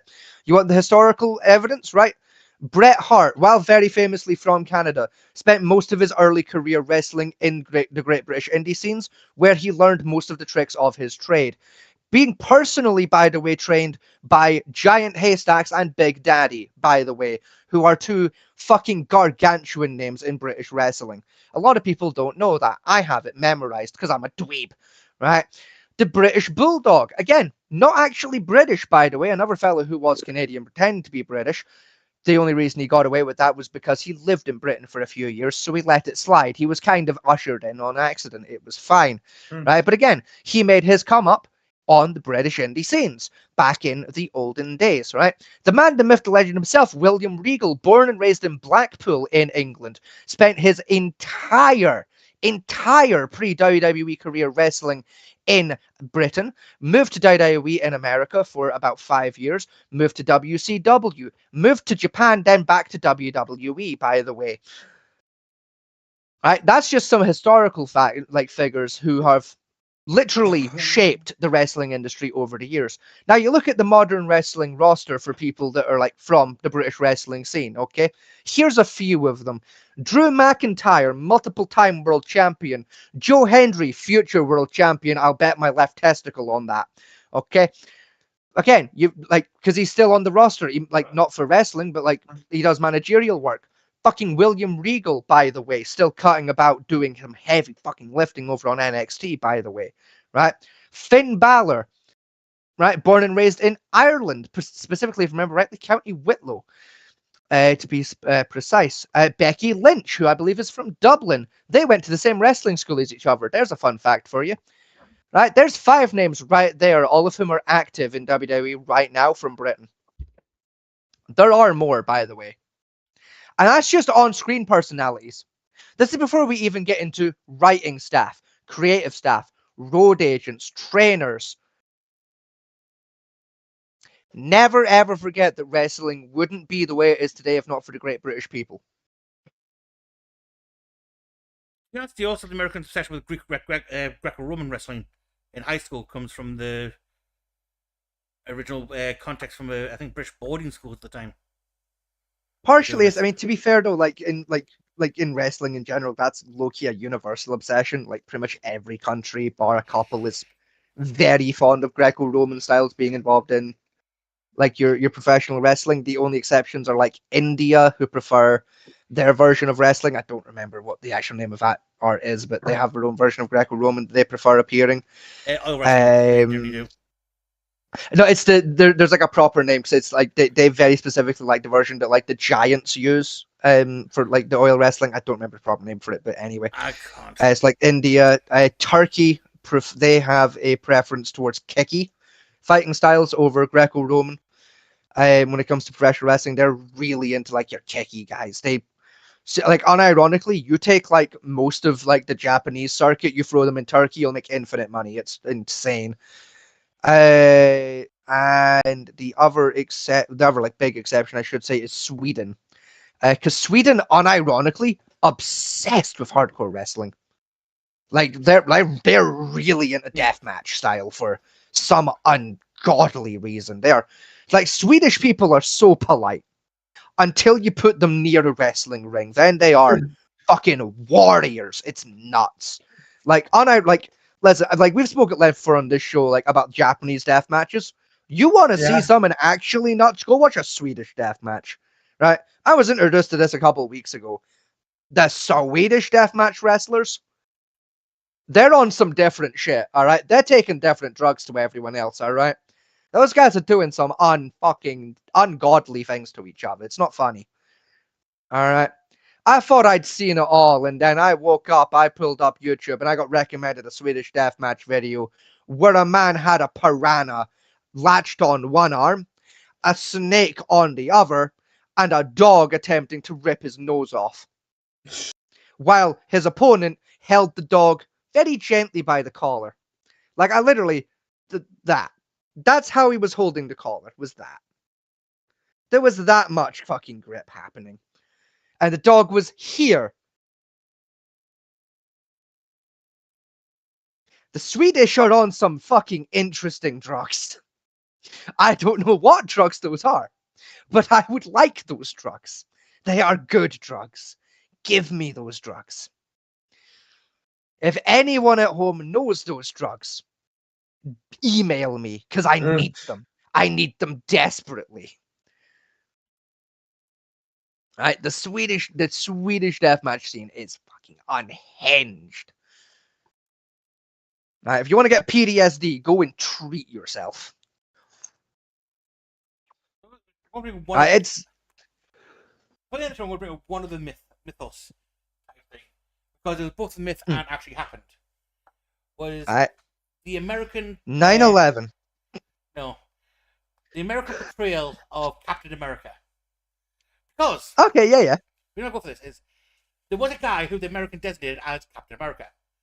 They did dress him up in a spandex suit with a shield and send him off on the battlefield. Yes. For a propaganda run. Yes, because the original Captain America comics weren't done by Marvel and Stan Lee. They were actually done by the U.S. military as propaganda. Yeah, Captain America and the Red Skull, particularly, were the biggest ones. Yeah. Now, that was back in Correct. They are technically original creations of the United States military. They were purchased by Stan Lee and Marvel. 54, I believe. I think it was just after the first Iron Man comic. I think it was 54. I remember what I had some of the original Captain America VHSs when I was younger. Yeah. And I got them at a flea market. And I believe it was 54, the very first Captain America comic, like video cartoon release was done. Yeah, I mean like the original comic, like the first comic. Marvel comic for Captain America, because again the original comics were World War II and were done by the military, and then was later on Stan Lee published a couple Marvels, and then bought the rights to Captain America, and like started doing those. Comic was released in 1936. Was the original? That sounds about right. But again, It was that was the World War. That was like the ones done by the U.S. Army. It was after Yes. Second World War that Stanley bought the rights It was a recruitment from the drive U.S. the army military. did in the New Yorker, I believe. I think it was. I think it was the New Yorker. Yeah. And that was a 10 panel they did every week in the New Yeah. Yorker. Because He-Man was But do you know what's interesting about that actually? In the original U.S. military done comics, What? because it's one of the very few things that Stanley changed about like the original Captain America, right? In the original United States Marine United States military comics, Captain America was actually from Idaho. Yes. And then Stanley changed it to New York because it just made more sense because all of the comics were set in New York. Both like the ones that Stanley was making, but also the original ones from the military when they weren't happening in a theater. He was doing adventures in New York, and Stanley went, so why is he from Idaho? It doesn't make sense, so changed it to New York because it just made more sense. Yeah, it was originally. It also fit in better with the world he was building. It was an Idaho college football prodigy. Yes. Oh. Yes. And his main ability was he could run at 21 miles an hour and Yes. lift 300 kilos. Yes. Which for back in them was was an inhuman feat, but by today's standards, it's standard military practice. To be fair. Yeah, it's like a really cool Easter egg. Is in like the first Captain America movie, like in the modern Marvel films. Yeah. Like when you're doing the Captain America movie, like telling you the story of how Captain America became Captain America. That's why he's training in Idaho, is as a nod to the fact he was originally from Idaho in like the very first comic line. That's why like when he joins the military, he gets sent to the camp in Idaho to do his basic training. Like another So one, a nod to that. Iron Man original comics and original TV production was done 1951. No, sorry, Yes. no, it was 1941 because of black and white series, talkie. It was, yeah. And Iron Man was literally a guy in a medieval suit of armor with a steam-powered engine, jetpack. It was, yes. And that. To be fair, that was also mostly because of budgets at the time. It was. At the time, it was cheaper to just buy a suit of armor than try and build some contraption. It was cheaper to just bullshit it with medieval armor and a jetpack. Iron Man's very first suit in the movies he built. Yeah. It looked a lot like that, just slightly smaller in stature. It didn't raise its height. Yeah. And it had a steam-powered jetpack because it was originally taken from the Japanese comic strip at the time called Steam Boy. We got the original idea from, which was a kid who built a steam-powered jetpack. I got later remade by Studio Ghibli back in the 90s. You're right, they did do one, didn't they? I always forget Studio Ghibli did a knockoff of Iron Man. Well, technically it wasn't a knockoff of Iron Man. Iron Man was a knockoff of this one. They just remade it again for the modern Well, audience. yeah, but still. Yeah, Steam Boy using a steam-powered jetpack to fight against a steam-powered giant airship or something like that. I think I watched it once when I was much younger. I've never watched it, but it's one of those Studio Ghibli films I keep forgetting exists, and then every couple of years someone will mention it in passing, and I'll go, "Oh yeah, I never got around to that one," and then it immediately leaves my head again. My favorite one is Howard's Moving Castle and Princess Mononoke. My two favorites. Oh, mine's my two favorites all day, every day: Grave of the Fireflies and Porco Rosso. Because you could not get two wildly different movies. Yeah. Porco Rosso is a very fun one. I do it. I adore Porco Rosso. It's such a good movie. Yeah, and Grave of the Fireflies is just a really bare bones edition of Japan. Great movie, but for different reasons. Yeah. I love both movies, because both are great movies for wildly different reasons. One's very, artistically, storytellingly beautiful and tragic and just fucking perfect, and the other one is just fucking stupid in all of the best ways possible. Because what do you mean there's a cursed pig flying a plane against a sky pirate? Fucking what? What do you mean World War II was canon? What? It's insane. What's even better about that Porco Rosso is he was originally the Red Baron that got cursed. Yeah. It's the like the What film if I- doesn't fully explain that to you. What if but I it kinda, what if I like, tuned back in? insinuates What it. if I tuned back into? The movie Porco Rosso by Studio Ghibli. It's great. Never Unironically, heard go of watch it. Porco Rosso. Right, so here's the plot of Porco Rosso, right? So the Red Baron was secretly Italian, right? You know the famous Okay. World War One pilot for Germany, the Red Baron, right? Okay. Hold on. Right. Secretly Italian, right? World War One happens, right? He leaves. He leaves Germany, joins the Italian Air Force, right? Is flying during a training mission. Flies too close to the sun and pisses off a god. Gets Yeah. cursed to be a pig. During which Okay. time, what his friend crashes his plane and fucking dies, right? So he lands his Okay. plane as a pig monster. Realizes he's a pig monster. Develops mild PTSD and runs off to the Caribbean. At which point he becomes a mercenary pilot, defending merchant ships and like cruise ships against plane pirates. Also, a flying All giant right. flying skyship that appears sometime in the film. Yeah. Keep in mind, this film is set about 6 months before World War II. Yes. By the way, God. well, 6 months before America joins World War II. Right. And no one can agree if it's set in the Caribbean or the Pacific Islands. Yeah. He also, I argue the Caribbean, though. he also has to do atonement to save himself, and he somehow cases in a 12-year-old child who then falls in love with the pig monster. Who then Yes. gets kidnapped by sky pirates, and the act of him going to save her and giving her a kiss breaks his curse. Yes. So then he goes off and joins. But World also War II. he also falls in love with a 12-year-old, but he falls in love with her like he's the father and she's the daughter. But she wants the humpy humpies. Yes.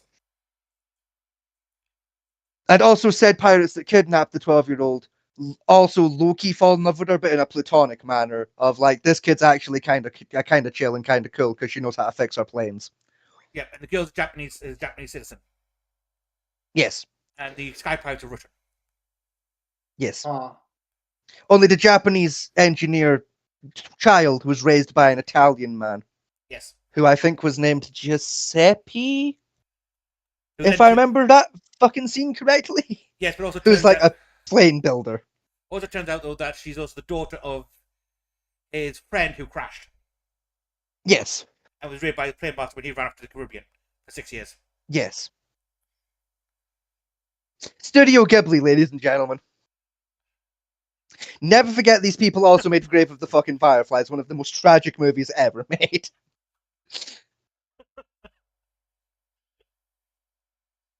I'll never get over that. How does one studio go from Magic Pigman flying an airplane to fuck you, starve to death?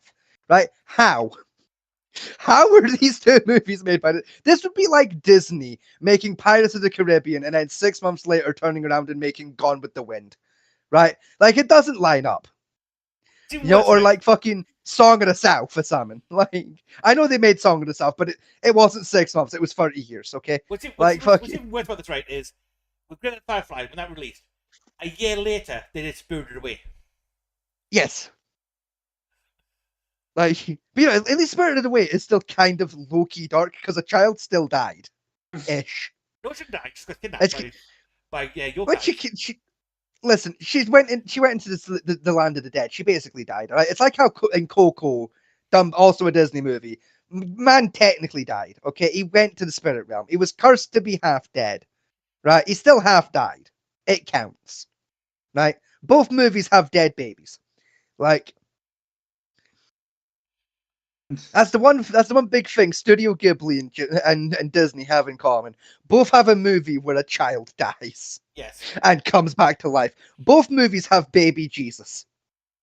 Probably what's worse about the Japanese ones is they have plenty of stories about children dying and coming back to life.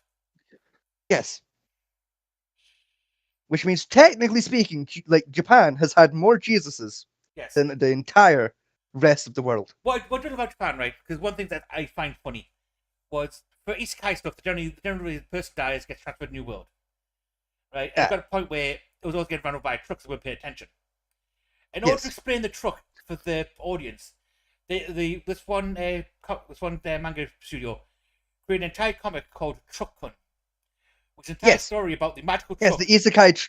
Isekai Truck is one consistent being. It's got Right. lore and shit now. Like, Yeah. It's, Who gets Isekai it's like stuff. it's a Japanese SCP at this point. Oh, Yeah, he basically yeah. the driver gets a list of people he has to run over, and he has to basically spend time around the cities to run over these people who are due to be isekai by the cops. If I remember rightly, it's basically the plot to the movie Speed as well. Like, if I remember rightly, if he doesn't do it, he dies and is replaced by a different guy. Yes. Like, a different driver with a different truck will be cursed. It's like Speed meets Ghost Rider. Also, the truck is sentient and talks to him. It's truck Yes. What? Yes. Because I said, it's basically the movie Speed meets Ghost Rider, the biblically accurate version. So the truck just gets from the list. All right, we gotta hit this bitch, this dude, and this bitch. All right, come on. Yes. We got a busy work day ahead of us. Yes. And we have 16 days to do it. And they live 42 days apart. I suggest we ignore a couple speed limits along the way. What's also funny about it is like half the comic is him washing down the truck after he runs over somebody. Yes. And It's the truck complaining he's got brain matter and he's got grill and it's a bizarre comic and it's so fun because technically because of that manga, all mangas canon to each other. Hold on. Yes. Is there a digital version of this? Because I need to read this. Yes, Yes. I believe there is. it's called Truck Kun. Okay. All right, I will look for it at some point. Real quick, let me DM you the name of it actually, because like I know you'll forget what it's called and you'll just harass me later over it, and I can't be fucked. No. What would happen is I'll just search for sentient truck runs over a Japanese woman comic. You guys Honestly, get it'd probably isekais. turn up, yeah. Right, you'll either get what you're looking for, or you'll get 42 unrelated fucking comics. Yeah. But yeah, it's, Or I'll just get like a real world snuff film. Yeah, it's just probably. phenomenal about the isekais being someone getting ran over by a truck and dying. That they just made an entire comic on it. And because the guy driving the truck is such a weird platonic guy, he's like, another list, okay, here we go, man. There we go. The whole comic centers around him having an apprentice who's going to take over another truck in another city. And he's teaching the apprentice how to do the job correctly, even how to act drunk, saying he was drunk or he didn't see it or he fell asleep at the wheel. All the excuses come out for running the bitch over. Or like the easiest thing to just keep on driving. Yeah, like just don't pull over. Yeah. No, part of the law is the truck has to stop in order to collect the soul. Then drop I it off to the depot. see. That's why it's a delivery truck for. Because the soul gets put in the back and it drives off and delivers the soul to the correct place. Oh, so just That yeah, makes sense, okay, yeah. Yeah, that does Fuck, that makes sense. Wait a minute. I don't like how much more sense that makes. Holy shit, they thought it through. Wait a minute.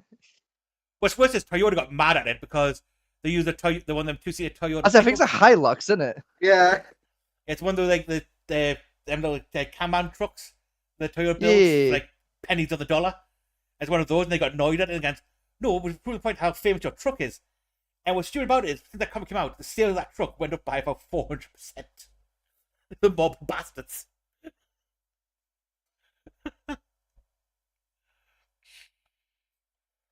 Yeah, it's just a Japanese thing, right?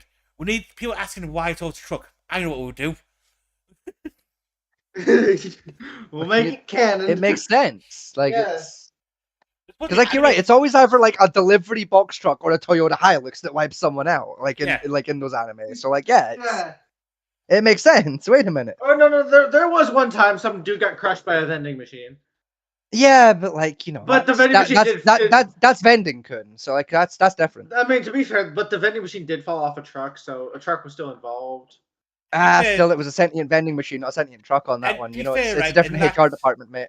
In that anime, the guy could have dodged the vending machine, but he was someone who loved vending machines. He caught it instead because he didn't want to get hurt. He just, forgot that you're supposed to catch with your hands and caught it with his face. No, he caught his hands, but they pushed him off an edge of a cliff. Wait, to be fair, it's a whole ass vending machine. I feel like with or without the cliff, he was fucking done for, wasn't he, realistically? Like a vending machine's like 18 tons, right? It was still fucking killing him either way. Like, with or without the cliff, Gamer was fucking dead. Yeah. That particular Like- one, it's got like 4 seasons now in the anime. No, Let me check that, actually. I'm curious. Hang on. Yes. How much does a vending machine weigh? About 200 kilos. I'm fucking curious now. An average full-size commercial vending machine weighs between 600 and 900 pounds when empty. When So fully kills. stocked, the weight can exceed 1,200 pounds. Yeah, he was dead, right? That Yeah. was killing him with or without that fucking cliff. Yeah, Alright. he was gone. He was donezo. That was game over. That was a good old-fashioned, great British case of fucking Goodnight Vienna. Alright, that was that. Yeah. The animate's called like Reborn as a Vending Machine, and Now I Wander a Dungeon. And what's true about this is the very first person is a girl who now falls in love with the vending machine and she's trying to turn the vending machine back to being human. Yeah. Listen, I don't want to sound racist or nothing, right? Let's be fair. Only in Japan. It's not even that, right? It's a Japanese TV show. There kind of has to be a female character that falls in love with something, right? That's just the law, right, of Japanese entertainment. Is you're gonna if you're gonna have a male lead, there has to be a woman that falls in love with that male lead, regardless of if that male lead is human or not anymore, right? Yeah. It's just the way it is. And that female lead has to be vaguely attractive and look underage, okay? It's Japanese law at this point, okay? They might not have written it down, but it's the law. Not all of them look underage. Like They all look underage. No. The ones there was one in high school. Like the main love interest in High School DxD did not look underage. Correct, but that's because You're she about was Rhys underage Grimley. You're instead. about Rhys Grimley. I think I don't remember which. I think I remember which main love. It's been a while since I watched High School DxD. You remember the redhead? I have never seen High School DxD in my life. I think it was it the redhead? The one who owns his soul and turned him into a demon. Yeah, that one. Yeah. She's 16. Is she? Listen, that's not underage in Japan. Also, I said looked, not is. Like, in fairness. Echo, you had a bad chance with the fucking Neko girl. Who looks about 12, who's about 5. Oh, you mean the one that's secretly a guy? No, she's a girl. Oh, I thought you meant like the famous one. I thought you meant like Felix Argyle, not the No. one from this fucking indie anime y'all are talking about. This It's not indie anime. high school fucking It's not barbecue indie, XD sauce, whatever the fuck. No, it's not an indie one. It's borderline pornographic at this point. Yeah, it's So it's made by a small indie company, exactly. It's not. It's made by one of the biggest like no ones. one's ever heard of your high school barbecue sauce XD gamer tag having a No, the fucking vending machine one. The actual girl's age is 22, and she looks 22 years old. Only problem is she has the mental capacity of a 6-year-old. Exactly. So she looks underage. Like, listen, looking underage isn't always about the visuals. What? Like, let's be fair, right? If I brought you a 35-year-old woman, right, who had the personality of a 9-year-old, that 35-year-old woman would look underage with or without crow's eyes, like crow's fucking feet. Like, that's... You're just talking about Down syndrome person at this point. Yeah, I think that's just a Well, retarded not necessarily. Like, only if they're medically at that age. Not if they've got the personality of it. Like, there's a difference. Like, if I bring you a 35-year-old woman that lives exclusively on cheese balls, Lunchables, and is obsessed with Pokemon, you would rightfully call me a pedophile. No, I think it's spent too much time at Comic-Con and too lonely. Yeah. There's no such thing as too much time at Comic-Con. I'm questioning why you're cheating on me again. I'm not cheating on you.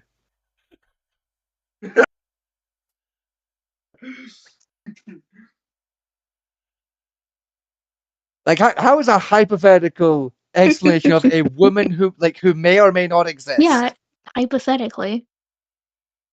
still not cheating on you? Scotty, remember when you're with I didn't say I was fucking this woman. I just said if I brought this woman before the court here. Oh, I thought you said if you like dated her, and I was like, whoa, No. and I was just trying to make a No, joke. like if I just presented that woman like as existing, like if I physically see. brought that woman to the call. No, y'all would be like, you're a fucking pedophile for even knowing that. No. Well, these two would. And rightly so. Anyway, it is now 20 past midnight. It is. Yeah. It's late. Before we dig into another random rabbit hole that we sometimes do at this time of night. Fuck you, me, gamer. That's every Yeah, episode of the show. Always, no matter what time of day, Yes, we we go on remember- rabbit hole adventures. You remember though? Yeah. When we get to like this one, we'll cover this front that easier this time of night. We blink at it's like 4 or 5 a.m. in the morning. Yeah, no, low key, honestly, like literally. We get this kind of floor. And we blink. It's like, oh shit. Oh shit, I had shit to do today. Fuck, you know, like, Oh, oh crikey, it's tomorrow. It's still like shit. I literally had that this morning. Like, so I woke up at like fucking 4 a.m. right? So I sat here like trying to wake up properly. Like I was like watching like fucking YouTube and shit and like drinking my morning coffee, right? Yeah. And like I watched a 5-minute YouTube video. I must have put that bitch on loop or something, right? Because like I finished the video, right? I started it at 4 a.m. I looked at my clock, it said 6. I looked at my window, there was daylight coming out of the fucking curtain. Right? I must have put the 5-minute video on loop or something, right? Okay, so Right, I had to go back to the video and check the timestamp. Like it was 5 minutes long, and somehow it took me 2 hours to watch it. Scotty, I had that happen the other day because Jane got me into Marvel Rivals, right? And he was off work. Yeah, So like most of like my evenings have been playing Marvel Rivals. that's fair. Lucky Marvel Rivals is great fun. I'm on the journey to Lord Punisher, but you know. Fair. I already went But- on that journey. I'm pretty good with Punisher, so. I've gotten fairly decent with Punisher, but anywho, so there like believe it was on Wednesday night. My bot like I was having a lot of fun because it was me, Nick, Milkshake, and there's a couple of there's I think Milkshake's boyfriend and I think Katie was there, Australian Katie. Yeah. And like I was having so much fun, it's just like, you know what? My body has decreed that I'm having too much fun and sleep is gay. So I stayed up till Been like there. So I stayed up till like 8 in the morning playing Rivals. And then like I see like my room starts to get brighter all of a sudden. I'm like, what the fuck? Oh, the sun's come up. You had to check the window. Like, is it daylight or has the like USA finally been nuked? Like, what happened? Speaking, like, real quick, just speaking of Marvel Rivals, right? Because like you like it's a game I used to like enjoy and play. I don't really touch it anymore, just because like the community is low key fucking toxic for my liking. I've started playing War Thunder again recently, right? Okay. I'm actually playing War Thunder later today with my friend Connor. Like me and him are gonna sit down and like fucking just power through for a bit What BR have you been and like playing on? catch up. I've had to restart because like I'm playing on my Xbox and it wouldn't let me port my account over from PlayStation because Right. Gaijin is gay. So I've been playing on that. So I've basically gone back to like rank 1. I like to You've been grinding reserve tanks or planes? planes because I'm trash at tanks. So I've been grinding the planes.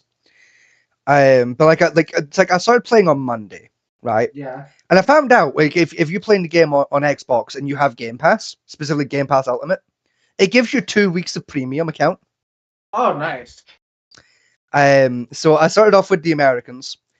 I'm already at 3-7. I've unlocked my first 3-7 plane. Oh, nice. Which By the way, one? I've been playing for 2 days. By Which the way, 3-7? Which 3-7 plan? oh God only knows. One of them. Left side of the tech tree. Very last of rank 2 on the left side of the tech tree. Whatever that one was, that one.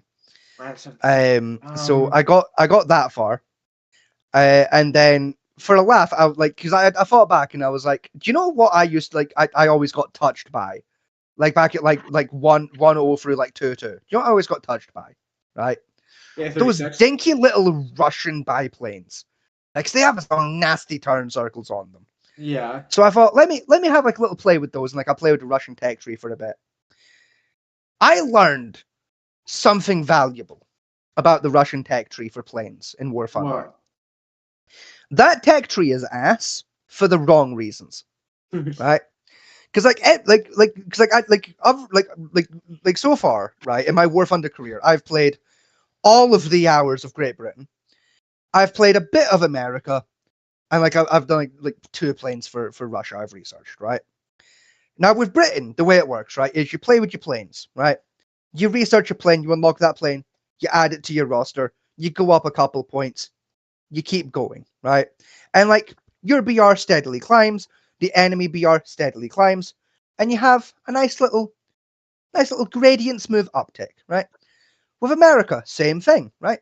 Do your planes, add them, steady climb. Once in a while you'll get fucking shot up a Yeah, rank or two, but there are like it's not too bad. the right? American tech tree is not too bad with being Yeah. with there are Yeah. there are some like well, there are well. no, no, Well, here's the there are- thing, Echo. With the what? Russian tech tree, right? Yeah, I know with the Russian tech tree is like the BR jump is wild sometimes. It's fucking insane, right? I go into the game, right? Go to Russia, right? I don't even bother to open the tech tree. Because I do this with every faction. I just let it just default what it wants to unlock for the first one, and I'll go with it, right? First plane that unlocks. Go ahead and guess its battle rating. 2-3. 2.7. 2-7? Plane was It it? defaulted me to a 2.7. What? I think I don't remember. I know it was a key model, a KI. 2.7 BR. So I had a biplane that's reserve rating, a biplane that's reserve rating, a biplane that's reserve rating, and a model plane at 2.7. I got put into a 3-0 match. Yep. I got fucking touched by fucking Migs, Yaks, fucking there was a Fokker Wolf. Like I got attacked. I always I hated got dealing with Fokker Wolf. ran for my foams. Like I think like the biggest BR jump in the American tech tree is when they go from when the tank destroyers go from there's a big jump in tank destroyer because you go from 1-3 to 3-3 and then from 5-7 to 7-0 because of the I think and then from 7-0 it jumps to I no the Wally is a squadron vehicle. Fuck, I'm trying to remember any of the weird BR jumps. Is that American? I tell you like real quick. Sorry, you go, Famity. That plane you made me grind for some reason. That jumped That's from the P-38. that jumps from a 0.21 to a 3.9. Yeah, the P-38. Yeah, that was because of the other things in your rank. That was the P-38E. I had you grind. Yeah. Oh, G. P-38G. I had you grind for. No, it is the E. It's because it's E then L, isn't it? Or is it G then I think L? so. I think so. Yeah, Again, fuck those. you guys would have it was to either let the me E or the reinstall. G. You guys would have to let me reinstall the game to tell you. I'm not gonna do that. No. Actually, you know what? That's a good idea. I should plane I had reinstall it. you right. No, you shouldn't. Where is it? Because like that, I was gonna say that's the plane I've been having. Because like I unlocked that the There's other the day there button. on my Xbox. The P-38, like the I think it was the E and the L, maybe the G and the L. Don't remember. Unlocked both of them, and like I've been having good fun with the P-38s. They're great fun. I can't wait to unlock the actual Lightning model because it's fucking. Oh, the P-38 is always a fun. Yeah, I've unlocked like the 2 earlier versions of the 38, like before you hit the Lightning at like rank 3. But like my personal favorite, I don't. They may have taken this away from it. Like there is a P-38 at 4-3 that gets gun pods.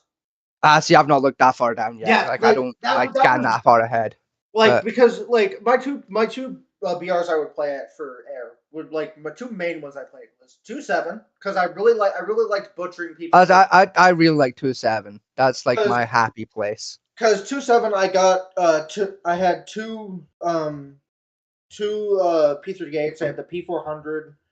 I think there was a P-39 at that PR maybe I can't remember. Yeah, there is. Yeah, And then I had the A-20 and my favorite plane to play at 2.7, A-36, because with its gun pods that is 1050 cals and I butcher people with that thing. I've been repping the 2 P-38s, the I think A-60 and the I think P-400, and a random bomber. I think it's the B-32 off the top of my head.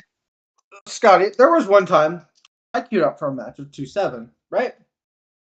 And I get a full down tier. So I'm fighting new players who are in Justin biplanes. I butchered 14. I chopped up 14 people with my A36 before the enemy team started getting on me. it took their entire team to take me down. Now, see, I had a similar this morning, right? Because like I was not playing War Thunder this morning, right? I was playing like with my Russian biplanes because like they're Yeah. evil with their turning circles. I love those little things. But I was in call with Switch, right? While I was flying these Russian planes for the first time, right? Yeah. And like I was telling Switch like the story of like the world famous church story, which we don't have time to get into now. The incident that occurred at the back of a church, specifically when I was bartending in a church. If you know. Oh what yeah, story yeah, I mean. remember that. I remember that story. I was recounting that story, right? And like kind of like I was kind of locked into the Ash game probably shouldn't be and told like that doing my story. thing. She shouldn't know. I was doing that, right? Okay, well, I'm gonna be told that now. And I had Yes. the tail off of my plane like sheared off, right? And as it started going down, I had to physically stop telling the story because it dawned on me. I think I just landed an ace while telling that story. I think my first ever War Thunder plane ace was just achieved while recounting this story. That's not allowed. No, this is impossible. Right? Get to like the kill screen where like it tells you your stats. 3 kills, 2 assists. My first ace was 2 assists off being my first ace while being like, and it nearly happened as I recounted a story of pure sacrilege. I nearly died for real in real life. The other It BR was like great. to play around was a red like either like 5-3 or 4-3. Like I played around in those BRs a decent bit. 5-3, 5-7 sometimes. As the highest I ever played was 4-6 on my PlayStation account with British planes, and it because wasn't for me. because you played some matches of 4-3 with me. Yeah, that's like I'm more like it's like when I was playing 4-3 with you, I didn't have 4-3 planes. I was playing with you in like 3-2s. It's like No, still you had low-key. you had 3-7s, I think. Something like that. It was still like I was still like wasn't where I needed to be realistically, but still like performed. But like I mean I've learned now because like I'm smarter than I was then. Of like I was playing my British planes wrong. I was like most of the British planes are boom and zoomers, and I was trying to dogfight with them, and that's not how Spitfires and Hurricanes are fucking designed. Like they can do it, but they are much more useful for boom and zoom. Speaking of boom and zoom, by the way, right? I've gained an appreciation for American planes because the American planes do something fucking weird that I love. What? Right? You guys figured out to put the guns on the nose way before everyone else. And it makes aiming a damn sight easier when your bullets are going in a straight line and not doing this cross arc bullshit. Are you talking So about, whatever like, American engineer figured that idea out, I love them. I love that American engineer because like it's with so the fucking helpful. like with the P-38 and that? Yeah, like your P-38, your A-60, and I believe the P-40. I could be wrong about the P-40, but like a lot of like the early American planes you're unlocking, nose-mounted guns. P40 had wing mounted. Okay, well there you go then. But yeah, those nose mounts, fucking. The only faction that unlocks them earlier are the Russians because they start with nose mounted. Russia figured that out on day one. But the only thing I don't like about the Russian planes is like the machine guns don't feel like machine guns because they're not going bra bra bra bra bra bra bra. They're going brup brup. Like you have to use them like a sniper rifle because they're LMGs. They're very slow machine guns. They're not machine guns, which is a nice change of pace. But also when your plane can fucking turn on a dime, you'd expect a fast gun. But no, it's a very slow gun. It's a flying tank, and it's kind of neat. Anyway, my rant is done. We can end the show there. I apologize. Okay. That was meant to be a footnote, not a hypothesis. So, ladies and gentlemen, thank you for joining us. It has been a pleasure, as per usual. You can join us on Sunday for more fuckery. We don't know what that fuckery will be, but it will be on Sunday. Yep. I don't know where, Fatman T, are you here, or did you go for a pass, or? Good one, y'all. We'll never know. Bye bye. Yeah. If I'll be honest, we might be saying bye bye early. I think Fatman T's gone for a piss. Because because he's not saying anything to me.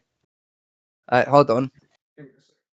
Are you pissing? Yes, you are pissing. I've seen the door come wide open. Awesome. Okay. He is making his way down the stairs now. Making He his shall be way with us downtown. in a couple of moments. Basically, he's making his way down house, more accurately. He's making his way down house. He'll be down house in a moment. Our house in the middle of our house. Our house in the middle of our house.